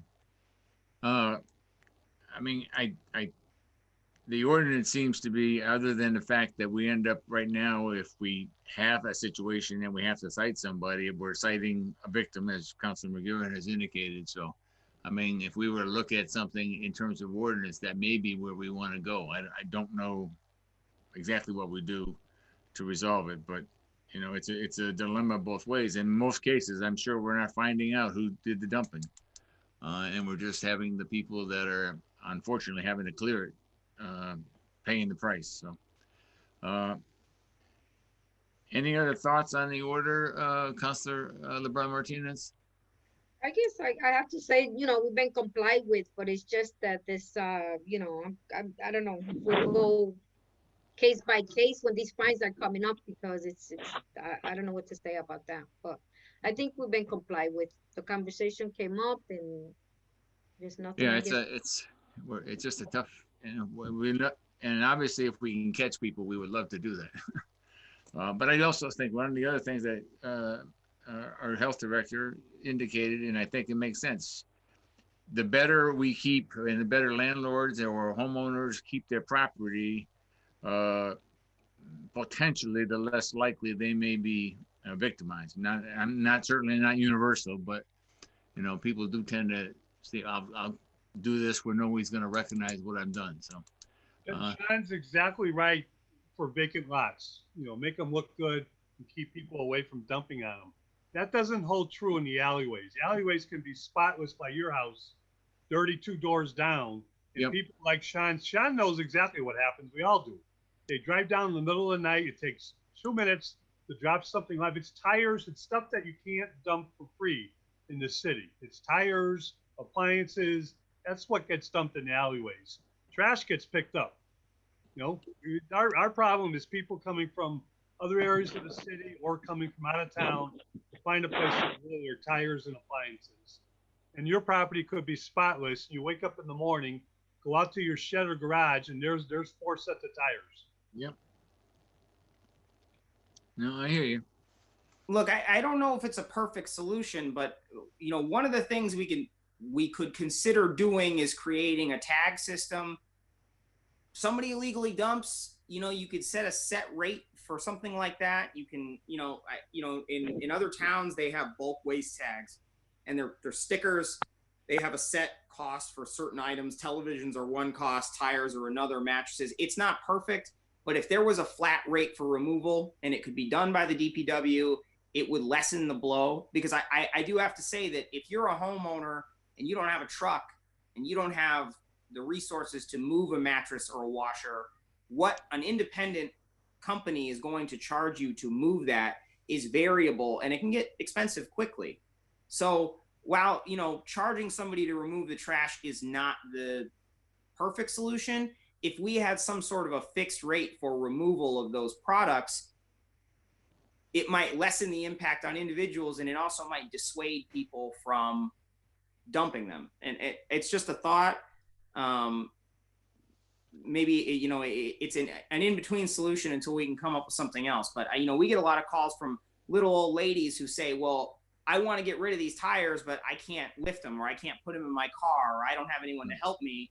And then they call a waste removal company and they have to pay $85 or $100 to have, you know, 20 pounds worth of tires removed. So, you know, maybe there's a way we can come up with a creative solution to minimize the impact. Thank you, Sean. So I'll entertain a motion. The order has been complied with. Motion that's been complied with. Thank you. All in favor? Aye. Aye. Okay, thank you. I think the rest of the orders are all orders that regarded the city engineer and the superintendent of the DPW, which I've got memos on. So, chiefs, I appreciate it. Sean. Thank you, everybody. For your attendance, and we'll try to move along. I'll entertain a motion to take up item 6. Motion to go to item 6. Second. Okay, all in favor? Aye. Introduced by Councilor Bacon and Councilor Bartley, ordered that a traffic mirror be placed on a pole near 397 Mountain Road so the resident can see approaching traffic when exiting their driveway. The resident reports near misses due to limited line of sight and drivers traveling above the speed limit. Additionally, that mirrors be considered at the intersection of Westfield Road and Hitchcock Street to provide more visibility for traffic turning into Westfield Road. I tried to get, the city engineer had surgery this week and he was unable to make it, and the superintendent had a previous conflict, but he did indicate, and I tried to get it out to everybody, and I don't know if everybody got it, but he created a summary of all these orders, so. That came out. Okay. Yeah, I got it. Okay. So, Councilor Bacon, the order is yours. You've got, Yes. have you had a chance to review the summary? Yes, yes. Thank you, Mr. Chairman. Okay. So I did review the summary from Mike McManus and I appreciate it. The intersection question came from Councilor Bartley. Right. And I understand his recommendation is that they would not recommend that for an intersection situation.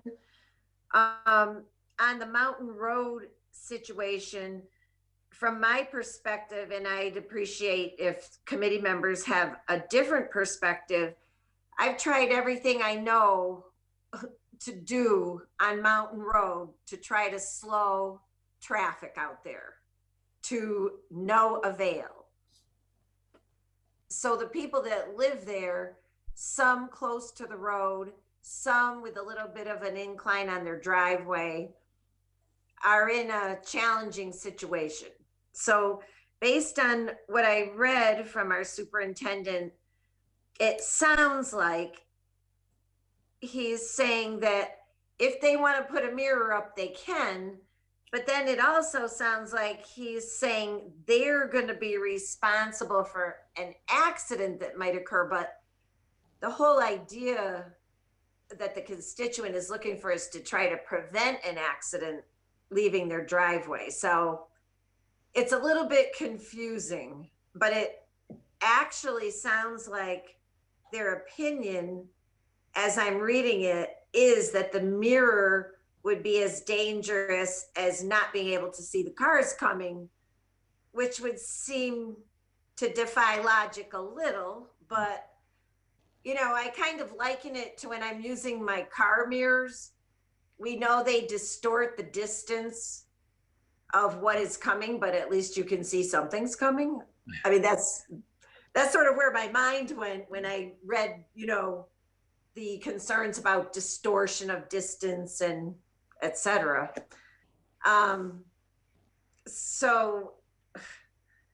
But my takeaway is basically that the city's saying if a private resident wants to put up a mirror, they do it at their own cost, And also, apparently, at the danger of incurring more liability than they have before they put it up.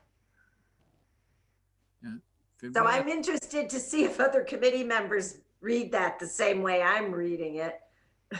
Yeah, I did. And Attorney Barnes, did you have a chance to, I mean, if I can read what it says, it basically says, but only when other alternatives are not available and the responsibility and liability for installing these mirrors on the party requesting the mirror. So does that imply that if something happens, that person is liable? I don't have what you're reading. I never got that information, so I don't really have an answer for you tonight. Okay. Mr. Chair? Yes. If I may, I mean, the orders that were filed, and I know scheduling comes up, and Mike did jump on to say hi and make sure we got this. You're talking 6, 7, 8, but we dealt with 8, 9, 10, and 11 are all orders that really are asking for something to be done and really go into detail as to what we can do to address these problems. Mm-hmm. And I don't think the memo in itself is sufficient to address these like this. Mike and the engineer should be here to go back and forth and say, okay, maybe not the mirror, maybe this. Legal says, well, you can't do this. And we hash out something instead of saying, well, what do you think they mean? How do you think they mean it? Once again, I'm not blaming Mike or anyone. Stuff happens. Scheduling happens. Yep. So I would say for all of these where we got a memo, I'd like to just table them until we can have Mike and the engineer here to go over it in detail. Because I know specifically, not to be greedy or anything, but 11 has been going for a little bit here. And I it kind of just says, yeah, we'll deal with the state legislature. I want more than that. So I want more details. So for me on these, I'm not going to vote to say comply with anything.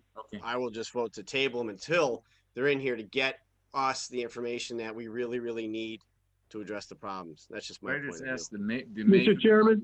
Yeah, 1 second.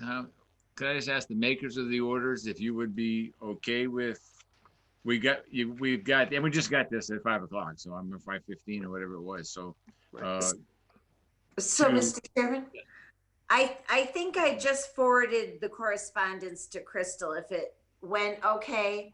And from a liability point of view, I would like it to be tabled just to understand when I get back to constituents, so that I can explain clearly to them that if they wish to pursue the remedy, if the city isn't able to do it, which the city can't do everything, I just want to make sure I'm giving them accurate information relative to their own personal liability. You would be okay if we were to table this to the next meeting? Sure. So that we would be able to Sure. get. And I'm not criticizing Mike for his answer. I mean, he gave us, I think, thorough an answer, as he could. But I can already anticipate the questions that I would be getting if I forwarded this answer to the constituents. Okay. So I would just like to have a little more information. So that would be fine with me. Okay. But I think it'll be Crystal that will need it from. Yep. Yeah, thanks. We'll keep Crystal busy. Like she's not Sorry, busy. Crystal. Councilor McGivern? I'm sorry, actually. Yeah, Councilor Graney, then Councilor McGivern. Why is no video trump a blue hand? Because his Joe, voice. I'll tell you why, Joe. Your blue hand. Why, Howie? Because I'm in transition here, Joe. I'm still learning the operation. Go right ahead, my friend. Thank you. Just through the chair, I'd just like to address Councilor McGee on Order 11. If I could add Upper Woods Avenue to that, the hill going up on Woods Avenue. Absolutely. Okay. On Woods Avenue. Thank you. Was that Woods Avenue?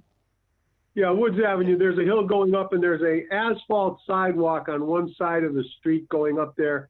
It's in disrepair, and the residents have been asking me to see if they could get a concrete sidewalk to go up I've already spoken to Mr. McManus about it. He said they'd replace it with asphalt, but the tie-in to Hillside Avenue is concrete.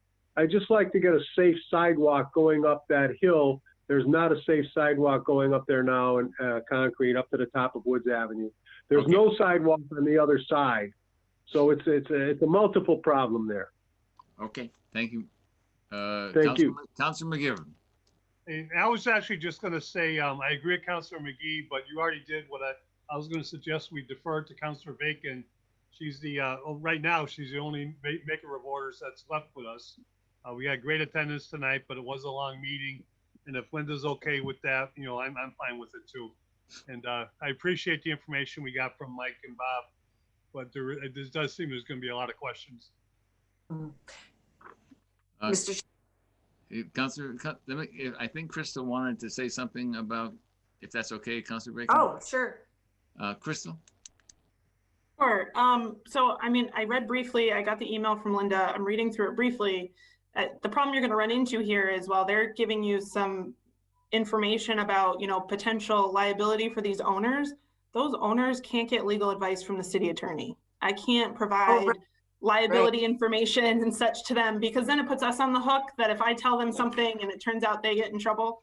So, I mean, the information that they're receiving is basically just a word of caution, which I would recommend giving to, you know, the constituents, but I can't provide them, you know, legal opinions or something about what their potential liability would be. Right. You have let me know that in the past. Thank you for reminding me. Sounds like double jeopardy. You're right. Right.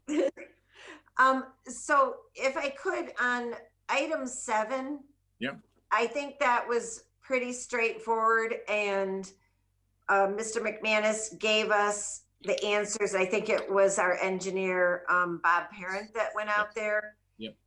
And I think it's straightforward what the only remedy would be given the logistics out there.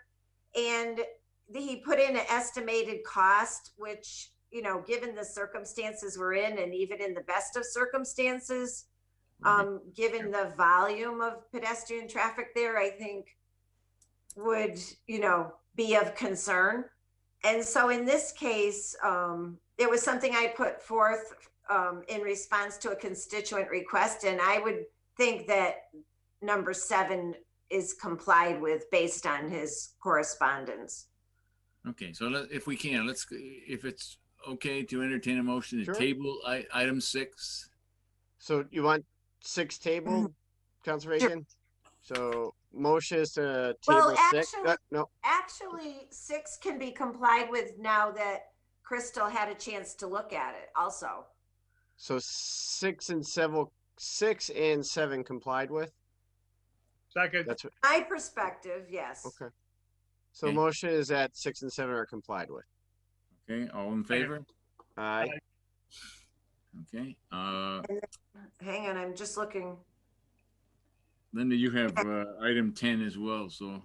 Right. That was. 10, is that taken up as part of the package? I just made a thought. It's not so much as a package. I didn't know. No. We were. Take up item 10 for discussion. Second. I'm in favor. Aye. Aye. Okay. It's an order about Appermont and Rock Valley intersection remains problematic, and I know you were looking at a potential intersection T. Yes. And I think he tried to give you some information on that. He did. You were relatively pleased with. I'm actually very pleased with it, and I was happy I signed on early enough to catch him before he needed to move on to other things. So the reason I want to take it up is because I want all the committee members and whatever counselors are on as my witnesses to what he wrote in the report, because I want to hold him to that date. I don't know. I think almost all of you on this remember we've been talking about this intersection, I don't know, 6 years, 8 years, 10 years, I don't know. But it sounded to me from his writing that Mr. McManus is optimistic about actually doing this in the spring of 2021. And that the T intersection would be the solution, which is music to my ears based on everything I've heard from constituents over the years. I don't know if any of you folks drive out there much at all, but it feels like a little bit of a kamikaze intersection, if you do. So, what he's recommended, though, you're good with, right? yes, I would be thrilled, actually. So I think we can also say that one is complied with. I'm only tempted to keep it tabled to the date in 2021 to see that it happens, but. Pull up your folder, Mr. Chair. But on the other hand, I can track that on my own so that you can move it out of the jacket if you like. Okay. So I would complied with from my perspective. Thank you. Okay, Councilor Complied with a copy for the archive. That's what I was gonna say, copy for the archives. Oh. Councilor Tallman. You're muted. You muted, Peter. I'll be a witness to that. I am been out there a couple of times recently in the last couple of months. I think that is excellent, remedy for that area out there, because it is a hazardous area, and I think the T would be perfect. So I will keep Mike at his word and follow up with him too. All right. Mr. Chairman. All right. Mr. Chairman. Councilor Graney. Yeah, just quickly, I've been out there too several times, and I can tell you, when they come down Appermont Highway, if you're coming from Mountain Road across, there's a stop sign there. They come around that corner on Appermont Highway, and we're lucky that nobody's been killed out there. Yeah. Yeah. And I believe in prevention. I don't want to be dealing with it after that happens. I'll entertain a motion that it's been complied with the understanding that the DPW would be creating an intersection T sometime in the spring or early summer of 2021. Perfect. So moved. Second. All in favor? Aye. Okay. Thank you very much. Thank you, Linda. Thank you for your patience. A long night, I know. The only things we got left, if I'm not mistaken, would be item 9 and item 11, and I think we've agreed to table item 11. Yeah. If we can pick up item 9 and 11 at the same time, would that be okay? That's fine. Second. So moved. In favor? Aye. Aye.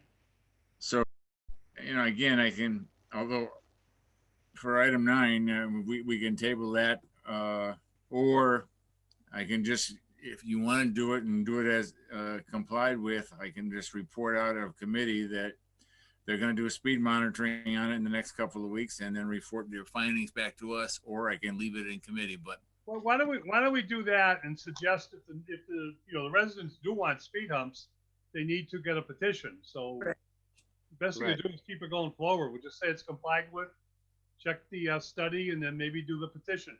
Okay.